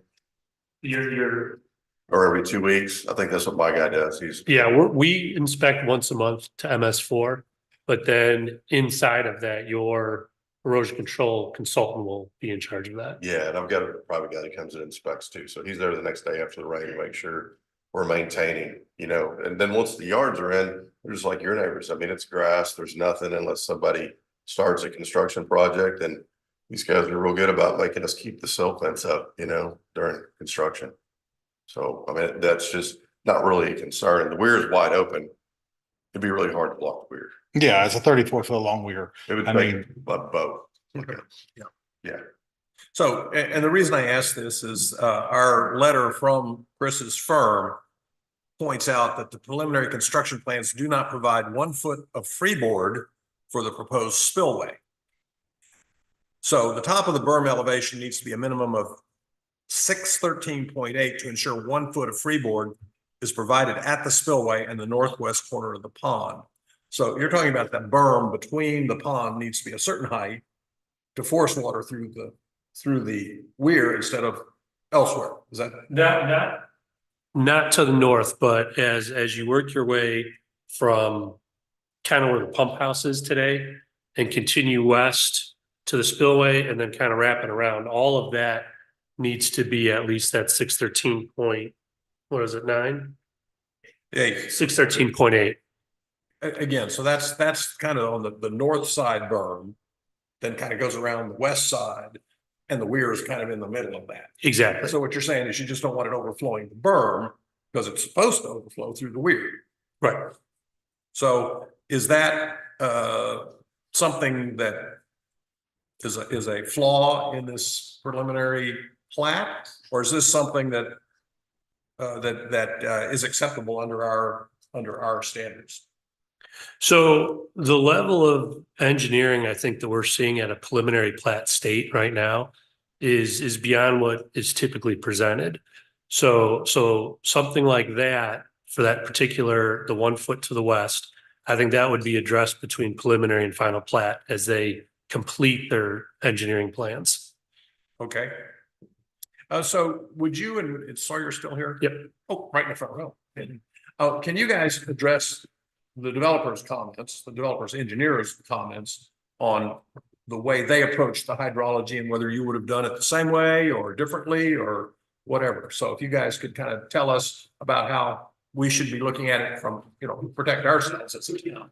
Absolutely. And then here, Sawyer will come up and kind of go through that a little bit. And I guess real quick, for those that don't know, Sawyer works for Tignall and Perkins. He's in our H&H group and basically does this on a daily basis. Yeah. His specialty. Yeah, so we've been working with Darren and McAdams throughout this process to make sure that they're kind of meeting all the town's criteria. We provided them the models that TMP did perform for the city back in 2020, 2021. I have not seen them add their stuff into our model just yet, but I've reviewed their previous submittal where their curve number calcs, their TC calcs, there's some of that stuff is engineered judgment. So there's a range. Darren's going to delineate a time of concentration that's slightly different than mine. That's very common in our practice. We don't typically nitpick on things like that as long as there's justification behind everything they decide. And they've done that. Everything else as far as their pond, other than the freeboard aspect, I think there's been some disconnect between what we are requiring for the freeboard as far as the homes and the spillway. Our goal with that is to make sure that if anything does happen to that pond, that it's not going to impact Larry or any of the downstream property owners, whether that's with it being clogged. If understand it's a large spillway, but things can unfortunately happen. Hopefully it never does, but that's kind of our concern there. As far as their modeling and everything goes, once we get the complete submittal that incorporates their development into the overall watershed model, we'll review it and provide any comments necessary. But the stuff that I have seen so far, it's all within that engineering judgment that our stuff, everything we do, hydrology and hydraulics, it's all, people call it voodoo, but there's standards that we got to meet, and everything I've seen so far that they've been meeting it, with exception of the freeboard. You might talk about your credentials, by the way, just to get them in the. Yeah, so I've been with Tignall and Perkins for 7 years now. I'm been a PE for 3 years, professional engineer. I've been doing H&H since I started there. I worked on the master drainage study for you guys for Poindexter Branch several years ago. I've done upwards of 12 master drainage studies within the DFW Metroplex, number of development as well, projects, size and ponds, things like that. Been doing review for Copper Canyon for a little over since 2019. Yeah, so yeah, for 5 years, and any development that Chris has questions on hydrology and stuff like that, I assist him with those and a number of other municipalities within the DFW Metroplex. We have a checklist in here, Copper Canyon checklist, that's got checks on it. Who checked these checks? Is that from us or is that from the developer? That was presented by the developer.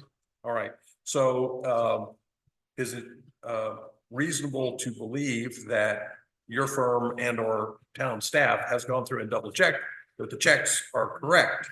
In other words, because there's like, pages and pages of them. I can't really go down the list like I did before and check them off one at a time.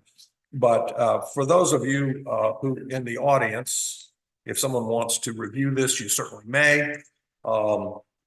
It's a checklist that's presented that has everything in our ordinances, yes, no, and not applicable, page after page after page.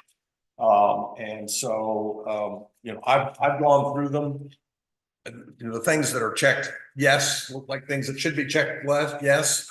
And things that are checked not applicable are things that look like to be not applicable. But I guess I want some confirmation from our esteemed professional staff that this is in fact something that we can rely upon here in the town as correct. So that's submitted, like I said, by the developer's engineer. We actually have, and I brought a couple just for tonight. We have our own independent checklists that are based on the specific ordinances.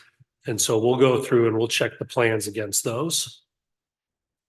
And judging from, we have a letter here, by the way, from Chris that says, I will read this to you.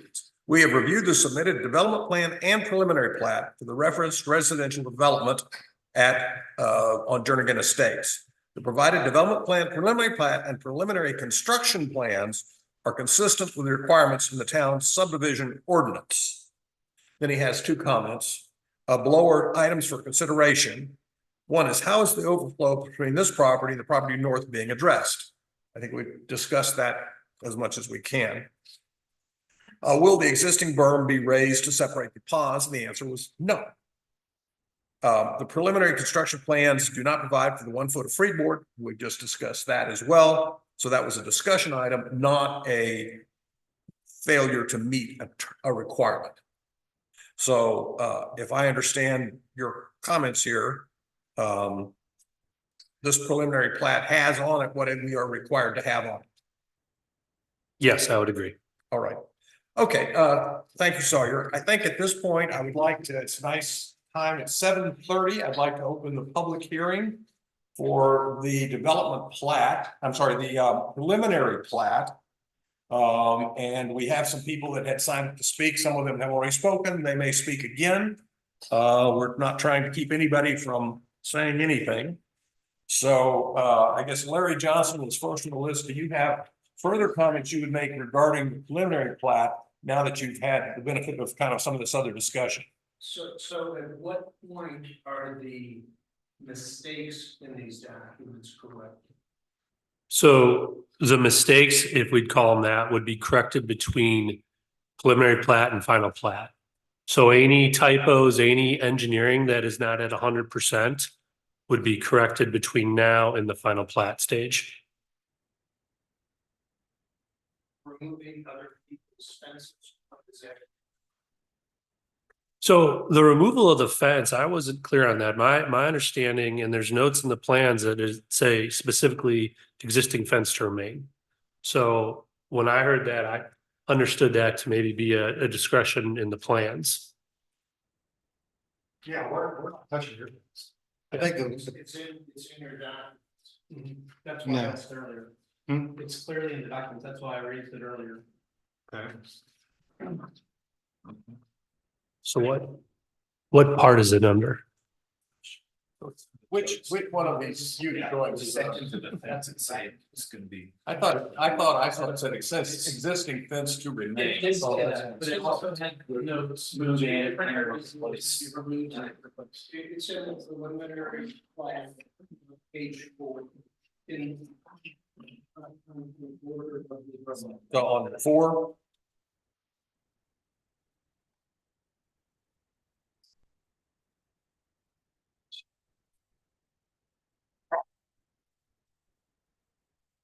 I can also comment on that. And get it in here.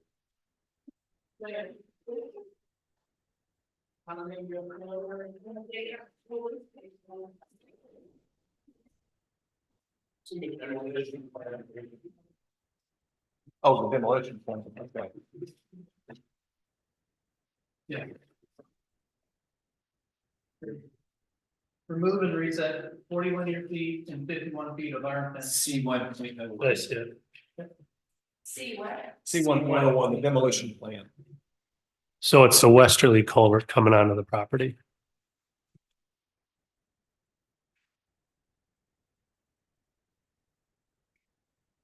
Actually. Actually, that's what works. Yeah. Both things in the same place. Town holding pen, what it is. It's a little- It's confusion. So yes, we can change that. There's no intent, if you look at the development plan, there's no intent to remove his fence, remove Mr. Johnson's fence. Yeah, the way that I read it was part of the silt fence, right? Maybe I misread that, but that was what I thought it was. No, I think that's part of it. That can be taken off tomorrow. There was no intent for that fence to be removed. That's it, in 3 different places says existing fence. Yeah, I saw that. It's clearly inconsistent. Yeah. So the commitment is that Larry's fence will not be touched. Good catch.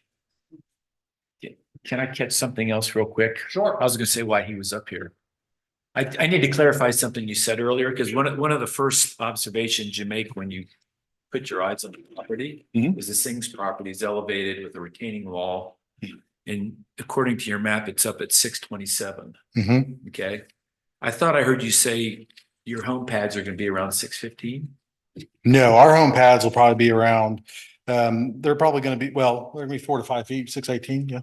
About 618 or so. And will they be bringing fill in that area? Yes, sir. Cause looking at the elevations on here, it's like 618, 619, 620. I'm thinking, So wait a second. that's what I'm it's gonna saying. go down. That's minimum.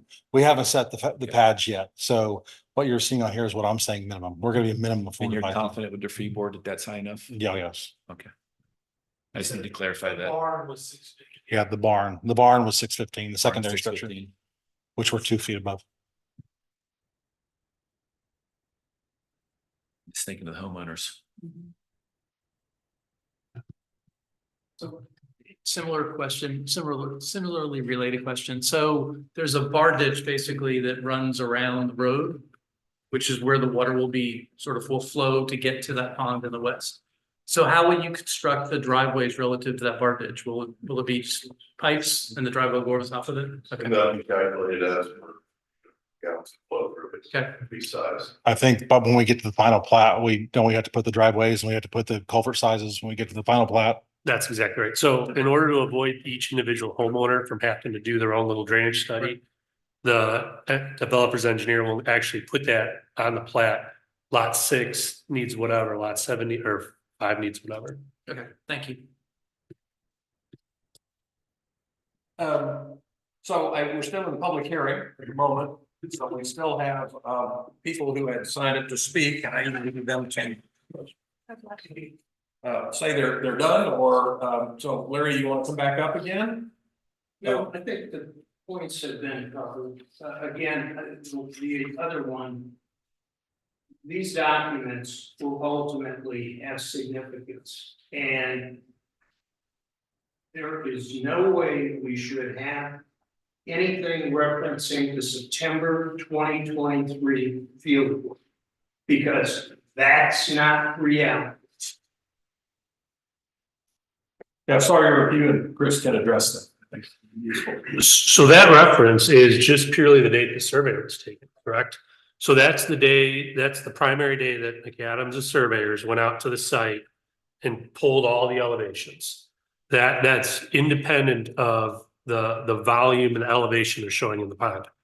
I think it's important, Chris, that This is the sort of documentation that's going to be a prime exhibit in any litigation. And at that point, I can already hear it. Oh, the affected homeowners didn't object, the town didn't object. And given the sensitivity of the flooding issues, at a minimum, these documents ought to be accurate. Or have a clear note that says what current conditions are. Because I suspect this is going to be talked about for some time. I know that may not be usual. I would encourage anybody in the chain, get accurate numbers. Because it paints a very, very different picture. And again, it's fine to reference the September 2023 fieldwork for survey purposes, but that's not accurate. Well, And maybe consider amending or adding another note. Can I ask, what device do you have to take elevation more accurate than land surveyor? It's not the elevations. You're saying it's The issue here is that what you're showing as the, elevation. you show a pond that is not reality. We'll go out there right now and I'll show you. It all goes through the satellites and GPS. I mean, there's not error. I don't disagree with you. In September 2023, that could have been correct. That is not correct today in the height of water season. And so much is built off of, oh, well, here's what the configuration of the pond currently is. That's not true. Oh, they don't, you guys don't really reference water level that one day. It's always the capacity of the pond. I mean, they didn't base it off what it was September 23. That's what the drawing did. That's just when they went out and did the field work. They verified measurements, and that's what it was at that day. I accept that. The point is, that's not what it is when we're going through the approval process. So they do what it can be and what it will be and what it might someday be, you know, it's not September 2023. Well, that's what the document says. So yes, the document says that is the date that the survey was done, and we all know that the water goes up and fluctuates. I mean, it's gonna be up and it's gonna be down. So what I'm suggesting is what we can do is I will include this sheet in our 100-year in the actual final plat, which basically shows what the 100-year elevation can be. Right now, if it's completely full, it's 11.4. That's what the existing spillway is. So if it's completely full. So, I mean, it does go up and down. And if we want to set it at, we can go ahead and put what the elevation is. We can delineate 611.4 if that satisfies everybody. That's no problem for us. And then we include this sheet in there that shows post and pre 100-year water surface elevations with the 611.4 would be considered free. Yeah, I think that'd be fun. So one of the things that we're talking about is the developer and the engineer doesn't get any credit. So there's an existing spillway where it enters your property. So they don't get any credit, no matter how deep, how big they make that pond. That doesn't count against their storage and their detention. What counts is between the spillway elevation at each storm event. So that they could make that pond gigantic. They don't get extra credit for drainage detention by making the pond bigger. Where they get credit is making it bigger, where if you have a big rain event, it can slowly discharge back to its normal pool. And so all of their design doesn't care what the elevation of the pond was on the day they were out there, because it could have been halfway down because it was evaporated so much.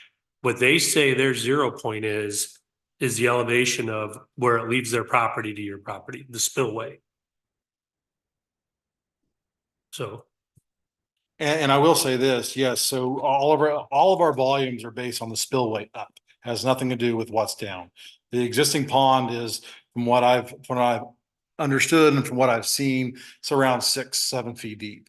So we are also making the pond 3 to 4 times bigger below the spillway. So there is going to be even more volume. So the amount of times that the water goes over the property is going to be mitigated. It's going to be less because in the summer we have heavy rains, but we're using it to irrigate. You have the evaporation, the water goes down, we're 3 feet low. Well, I've got 3 feet of storage that the water can go before it ever spills over. And we're making that volume 3 times bigger as well.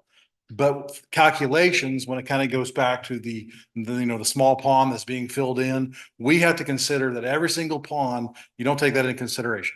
They're all full and the water's just going straight through. So it'd be almost impossible to do. So it's more conservative to assume that pond is basically just a channel now and it has no storage volume and the water just goes through. Is that clear to everybody? I mean, the hydrologist nods and said yes, but everybody else?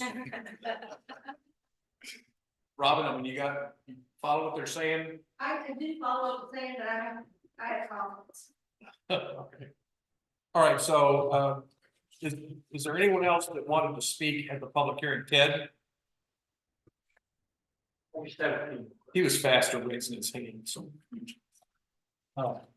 Just a clarification of a point on the checklist.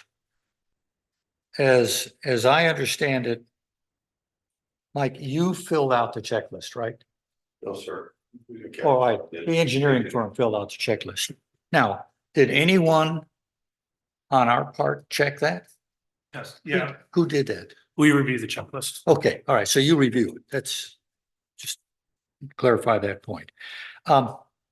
Just a couple of other issues. Number one, there's been discussion on the HOA. I think that there's no way that we should grant an HOA to 6 lots. I don't think, given the gravity of the situation we have here and the responsibilities that are here, that those homeowners are going to be totally overburdened if there's an issue. And I think we need to consider not granting an HOA, just for what that's worth. As far as the post-construction runoff issues, and I know that there was some conclusions that Michael, you put in here about if changes are made, what are the issues? I think there's been some very good dialogue tonight about changes, and those should be anticipated. And the fact that there's going to be a lot of ground moved around and elevations changed, that's going to impact what the actual sediments are, what the absorption rate's going to be, and what the runoff rates are going to be, and time and everything else. And that's going to come, I would expect, a little bit later in a little bit more concise form. And it needs to be there because if we get a lot of rain and this plan isn't right, when the property is developed to the south, they're going to be held to a much higher standard to make sure that the water entering this development isn't impacting the study that you guys have developed. And whether it's downstream or upstream, these numbers have got to be really, really close to accurate. And they're your best guess. And that's what it should be. And the responsibility here for these particular variances or modifications, once the homes are built, the streets are built, whatever, that's got to be factored into the size of this pond and the hydrology. And that's got to be done on the front side, and that's probably what will be in the final plat. So whatever that's worth. I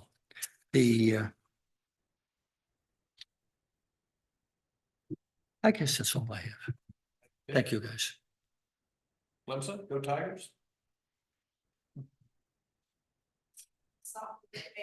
20 years ago, sorry for showing up looking like a bum. My name's Julia Anderson. I live in this house right here on the map, 811 Lonesome Dove Lanes. So the pond, the Davis's pond, is behind my barn. And I would like to invite all of you to come stand in my horse barn and look at the disaster of flooding that is out there right now before the addition of 6 houses, a road, pools, pool decks, driveways, pool cabanas, whatever all these people are going to put into their houses. I honestly haven't heard, sorry for being late again. This is the second meeting I've been to, and I really haven't heard a great plan for what to do with this water other than make it run on Larry's or make it run on Kelly and Robbins. And oh, well, that's just part of life, progress, whatever here in Copper Canyon. This is the first time, and I mean, I'm not a real estate lawyer. I don't do a lot of development work, but this is the first time I've seen a situation where a retention pond is going to be on someone else's land, and it's not the obligation of the homeowners to keep up. So I have questions. How are we counting on Paul to do all this digging and all this maintaining by himself as one man? I mean, granted, apparently he's going to make a fortune off this development, but are we going to make him put a bunch of money in trust or put up a bond? What happens when he wants to move away? Is this an obligation running with the land of his house that he has to forever sell to someone? To whoever buys his house is going to have to keep this up? How are we going to make sure when these guys are long gone that all of this water stays where it's supposed to go? Or am I going to be flooded behind my barn in 10 years because Mr. Singh's moved away or just decides he doesn't want to mess with it anymore? What am I going to do? Sue him? Am I going to sue you? What am I supposed to do when none of this works out the way everyone says it's going to? So which house is you? 811 Lonesome Dove. On this map here, it has a little elevation next to it. What does it say? 622. On this house Right there. Okay, And so that's you're my horse farm. 622. And this water keeps creeping up closer and closer to my house, and it's full of mosquitoes and bugs and everything else. Chris, you, And now we're gonna add 6 more houses and the road and the driveways and the pool decks and the roofs and the cabanas and everything else. And all of that water from the first map that I saw at the last meeting is being shunted straight down between Mr. Singh's barn and his pond into this pond. And I really don't know where it's gonna go. But it's all being directed in one area. So in conclusion, what really worries me is so far from these guys, I've seen kind of half-assedness, excuse my French. They dump dirt of all different colors, what looks like torn up asphalt sitting in Mr. Singh's property right now. My husband, who is a commercial developer, is looking around like, what are they doing? They're just dragging in dirt from wherever. And half of it, like I said, looks like torn up asphalt sitting out there. They did it with no permit, I discovered at the last meeting. They just drug dirt out on the road until they were shamed into putting an entrance with some gravel. How are we gonna have to keep nagging them to do things the right way? And I think it's your job as appointed officials to look out for us and not look out for people who just want to do development and get by with what they can. I mean, it's my understanding that more than one developer in Copper Canyon has just walked off without finishing. And I'm very sensitive to that now that it's in my backyard. So, thanks. I would encourage you to come to the council meeting when and if this gets discussed, and come to the next one and make those points to them as well. A couple of issues here that you brought up. One is the terms of the easement between that Paul is granting to this development. Troy or Chris, do you have any comments on that easement? Have we seen a draft of easement? Maybe the council does, do we have any responsibility at this point for reviewing that easement? Okay, the short answer to that is no, we haven't seen it, and we don't necessarily have a responsibility at this stage to look for it. What we have done is, there's a drainage easement associated with the project that encumbers that whole pond area plus some additional land to be able to come in there and maintain it and offer at least a 10-foot pathway to come in and maintain the pond. So that encumbers the property so that in 2 years, he can't decide, well, I'm going to fill up this pond and move on with my life. So that's the first thing. The second thing is from the town's perspective, we would advise that the HOA be responsible for that easement, that be part of both the easement itself, because that'll be a separate document from the plat. And then in the plat language, that there's a downstream easement with this plat that will be provided or maintained by the HOA. And so, Troy, could you talk to us a little bit about the HOA agreement and what kind of developer agreement that the council may have, as also any kind of bonds or whatever that the council may have already discussed publicly about this? Right, so for all the public improvements, there's a 2-year maintenance bond that they're required to present as they conclude the project. And so if anything happens within those 2 years, then they're going to be responsible for doing that. And then after that, the HOA, if that's the route the developer goes, and my understanding it is, that the HOA would be responsible for maintaining that pond through the years beyond that 2-year maintenance bond. What recourse do the neighbors have against a judgment-proof HOA? Can you repeat that? What recourse do the neighbors have against a judgment-proof HOA? That HOA doesn't have any money. What recourse do I have if they just choose not to do anything with their bond and let the rest of us get flooded? So the town has a code enforcement officer. The recourse would be if that did prove out where they weren't maintaining it, then the town itself could first, do violations and things like that. In a worst case scenario, the town could come in and actually do any repairs or needed maintenance and then back charge the HOA for that work. Could But you're talking 6 houses. That special assessment for that charge for 6 houses could be astronomical. Now you make it unaffordable for those people living in that suburb. Let them know before you do anything. Well, this is a retention pond with the point of it to be an aesthetically pleasing part of that neighborhood. I would hope that as the type of houses that are typically built in Copper Canyon, that's not some location that's going to be derelict and not taken care of on a small annual basis. That's really all they need to do to maintain it is, you know, keep the silt from coming in, have manicured yards, keep any kind of debris, trees, whatever, just dragging it out of that pond. It typically pond maintenance isn't a several $1,000s a year deal for a pond this small with a concrete spillway. There's very little maintenance. It's just don't mess with it and keep any kind of plant life vegetation at a minimum that could impact that. And something that we haven't talked about today is one of the requirements from the town of a retention pond is it needs to be aerated to help prevent the algae, to help minimize some of that afterthought maintenance.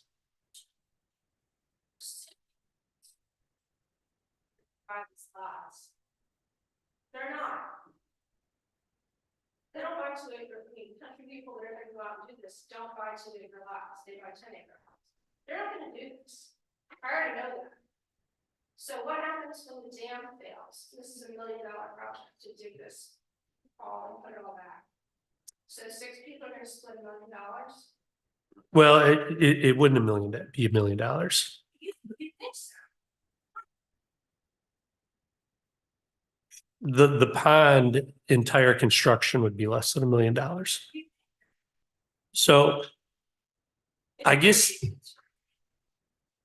I'm sorry? Yes, yes. I mean, I think to your direct decorator after $10,000 to paint colors. Yeah, Do you know what this patient costs? I do. And then our things are very important. So I think the essence of the question is what are the repercussions as a adjacent property owner to if it doesn't get maintained? And I mean, we have that same situation in town and other locations. And that is really the town's reaction is first it's code violations, permit violations, and then if need be, the escalation would be something that the town would have. The first thing would be to come in and do the maintenance and back charge. And if there's more to it, then, you know, there's certain liabilities that the HOA is accountable for. That's just the HOA. It's a separate entity. That's not the property owners and their judgment. So let me ask you this. If it floods today, who are you gonna call?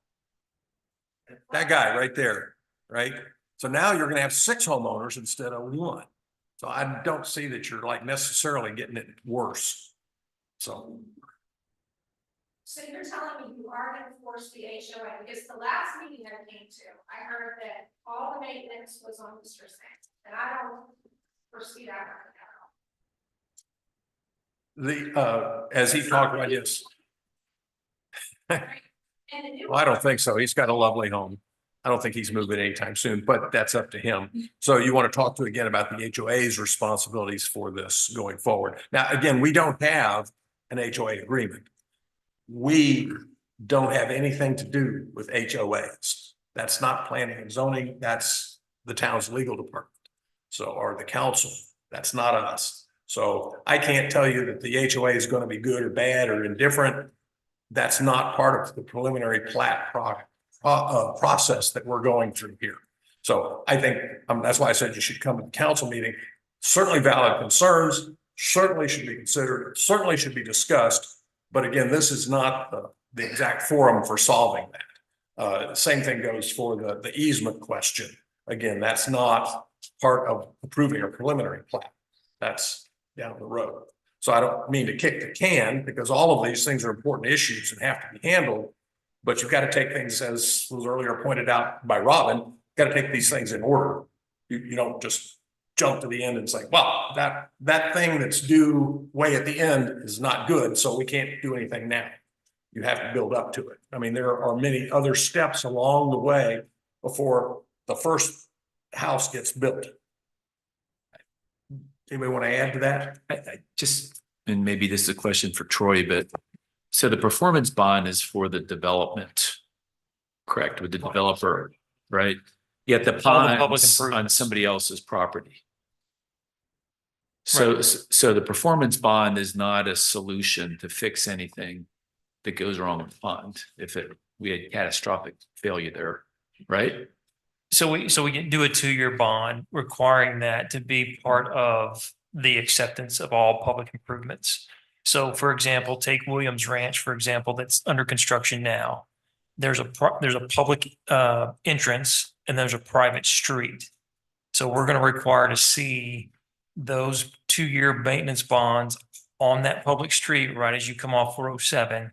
And then once you get into that private street, he's going to have a 2-year maintenance bond that's addressed to the HOA, but we need to see those documents to ensure that they're legitimate documents. So this is no different.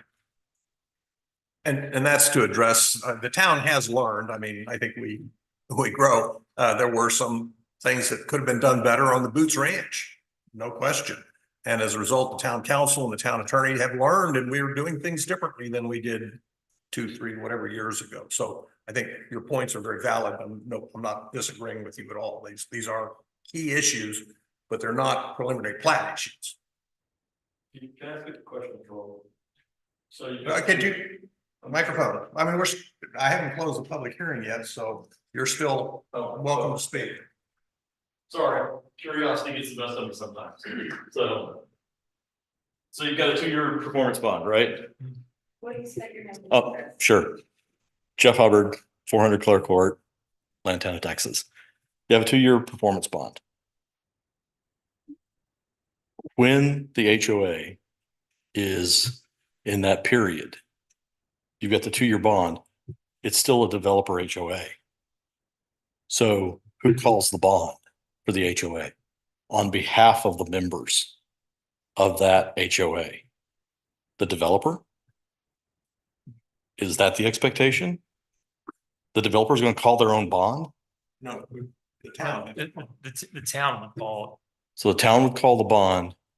And I'm not an attorney, so that's a great question, and I can definitely follow up with you on that. That'd be great. I just want to understand how it works. Sure. Yeah, no, I can guarantee you the developer will not be holding their own bond. Okay, But thank you. that's Well, not- because on paper it won't. The that's- HOA will, the way it was described, the HOA would hold the bond. But since it's a developer controlled HOA, de facto, it would be the developer. So I just wanted to understand. Appreciate it.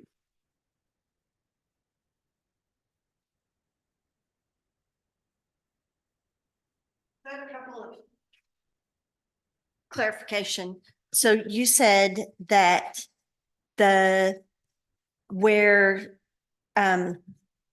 Paul's Pond overflows onto our property, that elevation is 610. 610.9. And the weir is going to be 611.4. The bottom of the weir, the existing weir is, what is the future weir going to be? 610.9. Okay, so the water's going to go onto my property and through the weir. Is that correct? Because they're both the same elevation, so they should flow equally. Yes. Okay, so if you have mud on your face and somebody throws some more, are you just going to wipe off the second set of mud that got thrown, or are you going to actually take it all off and wipe the whole face?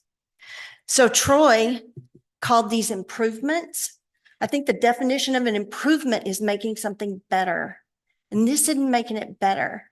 And we could, and Paul and Kelly and I talked about making it better. And I thought that we had kind of come to an agreement as to how we could make this better. So I would really like to see, and you should be involved in this discussion, Paul and Kelly and Larry and you and myself, and let's sit down and let's see if we can make this, let's fix it and make it better. And I think it's going to be pretty easily. It shouldn't be that much more difficult from where we are right now. But so it's not it's not one pond, it's two ponds. And it impedes on my land. And I am a citizen that is standing here saying, I object to this, because you said there's no citizen objection. No, you've got some citizen objection. I just want that noted. Can I ask you a question? Of course.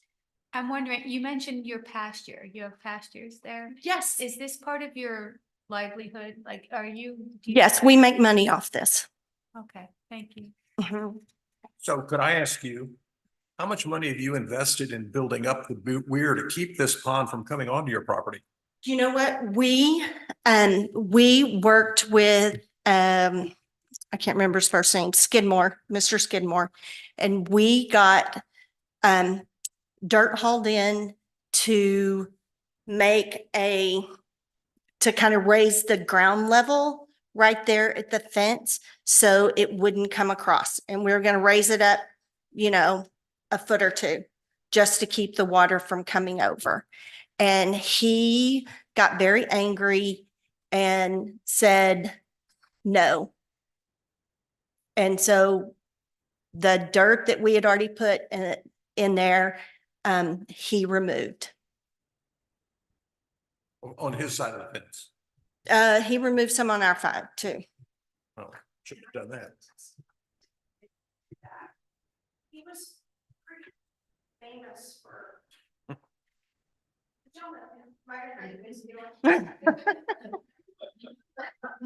He's dead now, so he doesn't know.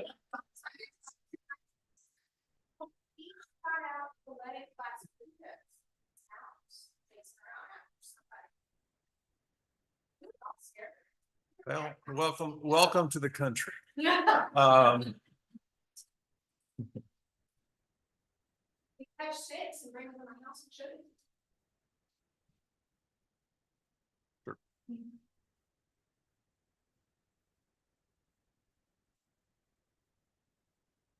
Suggestion, following up on Robin. Paul, you're a good guy.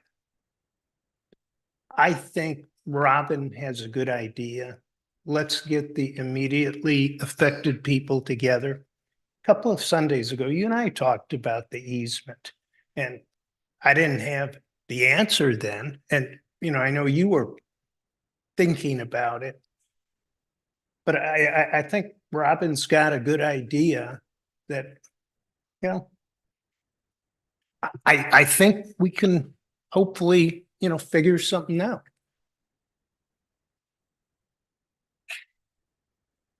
So yes, so these, again, my name is Paul Singh. I'm the property owner, right? So both Robin and Larry came to me that instead of we designing all these things, because we were trying to figure it out, these things. So we all decided that hire guys who are more technical, who can explain us how the water flow will do and how it will work in 100 years. And that's what we did it, right? And that's what all that report is, all in front of all of you, right? If you don't agree in that one now, and I don't know what else we're gonna do, discussing it ourselves. Thank you. Well, can I say something about Paul? Just. Only if it's nice. All right. I will tell you, when he approached us to do this, his first concerns were the neighbor to the left, the neighbor to the right. Before I met him, before I stepped on the property, it was do what you can do. And if it means doing a little bit more to help them, do it. Same thing over here. And we've tried. I mean, it started out like Santa's coming to town. There's like a Christmas list, and a lot of that stuff would do more harm than good, So we've kind of got it down to what we can do. And when we don't want to adversely affect Robin, her property's on the market for sale at a development price. And we don't want to shut her down, because when she sells it, there's going to be another developer here looking to do, and then they can address that pond there. And if we wall that off long term, I don't think they understand it, but it'll probably adversely affect them. I don't know about the house that's down and 10 foot above it, but I don't think there's an issue over there. And Larry, we're slowing down the flow, and there's really nothing that we can go do on his property. I think it has to be done on ours, and we've done that. We're slowing the water down to a non-erosion condition, which is not what it is now. And from what I understand, it's been there for about 25 years. And this is every meeting I've ever been to, both folks on the left and the right have come and said, our property floods like crazy right now before we do anything. And we're going to make it better than what it is. We're not going to fix it. We can't do that from where we can't do that from where we sit. But we are definitely going to make the situation better. And I think as things develop, the pond next door, it's going to help, and that's going to be what helps the town. I mean, All right, so let's, are there any other public comments? In that case, it is 10 after 8. I will now close the public hearing, and we will have a discussion of this table, the motion that's on the table. And I guess I would just like to remind everybody, this is the Not Santa Claus Committee, where we solve everybody's problems that have existed for 25 years. This is the approve a plat that meets our requirements as a town. We do not set the requirements of our town. We have a say in it over time, but as they are today, they are as what they are today. That's our job, is to make sure that any projects that come to us meet the requirements of the town. They're not designed to solve the town's drainage problems. Hopefully the town council has some committee that'll address all of that. And it's not our job to solve every problem that's ever existed. We are required to guarantee that the situation is no worse after the development is done than it was today. So if there's a gazillion year flood and it floods all the way up to your house, it would do that today. If these guys walk away, that's what the hydrology study does. That's what the whole. That's the whole.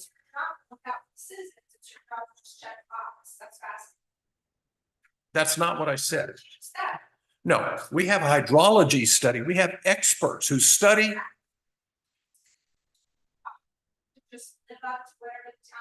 Yes, in our town ordinance, our town. I'm sorry, the public hearing is closed. What I said was we have to meet the town standards. One of our town standards is that the situation is no worse than it is now. That is one of our standards. That is a thing we have to do. So the study, the hydrology study that's done, you want to, Chris, you or so you want to talk about, she's talking about houses and hardscape and all that. So would you talk how that goes into this study?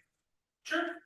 The study, the point I'm trying to make is the study takes that into account. The increased runoff is caused by, as you point out fairly, roads, swimming pools, pool houses, rooftops.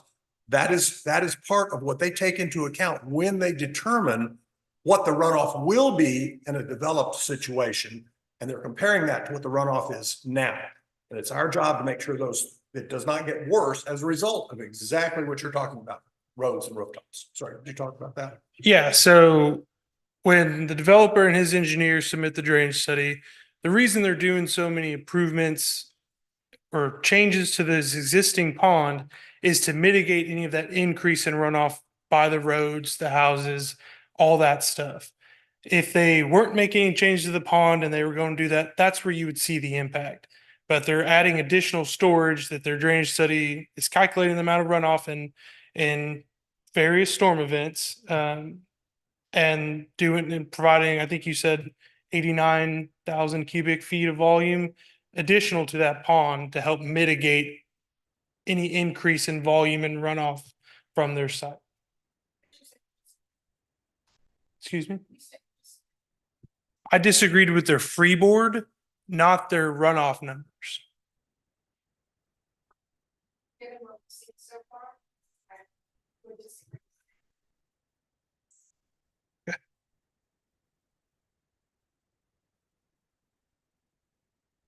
All right.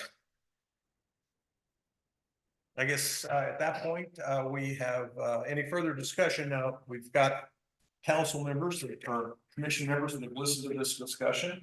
And I guess I'd like to kind of go through and start out over here with Jeff and what are your comments at this point on the process? You know, our job is to make sure the development plan has these 20 items, correct? And I apologize for going off the path too, because there's some bigger issues here. They're going to get vetted and discussed before this thing's finally approved and anything happens, right? So to reiterate what the chairman has said, I mean, our job tonight is to make sure these 20 items are in the development plan. Including right? the hydrology plan. Right? So, I think, and we hire experts who, this is their trade and profession. They're trained, they have experience to do that. And I'm not a hydrologist. I can't tell you what the runoff is going to be, but I have people, the town has hired these people to do that for us. And it's our job just to make sure they're qualified. And I think that's why we ask for their qualifications. but I also think we've surfaced a couple bigger issues, like governance, for example. It started off with Councilman Johnson. He brought that up, and several others have hit on it too. But that's something that's going to have to be worked out between now and final approval too. So these things are going to get addressed, but tonight's purpose is these 20 items in the ordinance. Yeah, I came in tonight, I spent, I don't know, 2 or 3 hours today going through all the documents, and I came with about 8 questions. I think most of those have been answered. I would tell you, as a citizen, I still, just like you said, Jeff, I have some concerns about the overall development. I think those are beyond the purview of what P&Z is supposed to address right now, right? Do they need to be addressed? Absolutely. There's the reason I asked about 1 pond or 2 ponds. I don't know, in the time that I've been on P&Z, every development that I've seen come across since I've been on P&Z, this issue of drainage comes up, and detention and retention ponds. And every development has had to provide for some means to do that. This is different than any that I've seen before in terms of how it's addressing it, because it's using somebody else's property. Technically, it's not part of the development to do it, but that again gets to the governance and how that's going to get managed. I think that's something that's got to get addressed long-term, but it's not something that P&Z has any authority over right now, right? So we can raise those as valid concerns, but I think it's not germane, if that's the right word, to the decision or the recommendation we make to the council relative to the plan. Joe? I think that based on what the P&Z's obligation is to do, the information we've heard tonight is fairly accurate, and I don't really see there being major violations in it. What I heard tonight, there's 2 different issues. There's the engineering, mathematical, kind of factual stuff that's happening. And then there's the emotional side of being a citizen and how things are going to work out. I think it's a great idea to get together and talk about it as neighbors and see how that can kind of come to some sort of resolution. As I understand, my role here is to kind of stay on the side of, understanding the mathematical, factual type things and how it's affecting Copper Canyon as a whole. But as a citizen, I totally understand that. And I would like to suggest that as this kind of moves forward, if this moves forward, that if you all do get together, that when you come together and make a decision, that's also part of the overall legal or whatever needs to happen so that's in writing, so that if there's any litigation or things down the road, it has been understood and written down that this was what the community decided at the time. So I want to acknowledge the emotional side of it. So. Thank you. Troy, could you kind of give us the final word on the next steps beyond this?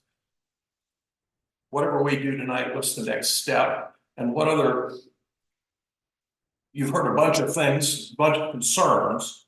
how does the staff convey those concerns, the emotional issues to our attorney or our counsel or the inspectors or the permitting or Right. any of those, where does it go from there? So we've been taking notes, Chris and I and Sheila have been taking notes. So we'll look at all this, whether it's the HOA questions or who's responsible for maintaining all those type questions.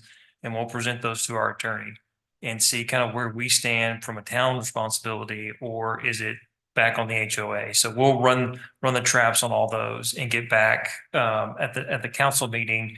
We'll then kind of give some feedback on these questions. Okay. So I think the point that I hope everybody hears is this is not a get out of jail free development and go do whatever the hell he wants. That's not the case. There are some very serious concerns, but they are issues that are kind of beyond the purview, not germane to this particular group. So I guess that being said, Chris, you have a final word? I mean, we're relying on you for does this check all the check boxes that we are required to check? We've done the best we can. We're relying on you to tell us that from an engineering aspect, the boxes are checked. Yeah, yeah. The only thing I really want to add is, it's not just Sawyer and myself. All the people working on this through McAdams are all licensed PEs. And so that signature and that seal applies almost insurance with it. So you need to consider that it's not, a particular developer trying to just get his goals met. That's why he's hired an engineer that's responsible for doing a lot of this work. And they need to sign and seal their design when it's all said and done. And so there's a lot of shared responsibility for that. Thank you. That being said, I think we will move the question and take a vote on the action item, which is approve or disapprove the preliminary plat for 545 Jernigan. So I guess we'll start down here. Jeff? Meets the requirements. Yeah, so it's unanimous. We approve this preliminary plat and recommend the council consider it in due course. Any other business to come before us tonight, Troy? In that case, I would entertain a motion for adjournment. We'll make a motion to adjourn. I guess all in favor? Thank you all for your comments tonight. Much appreciated.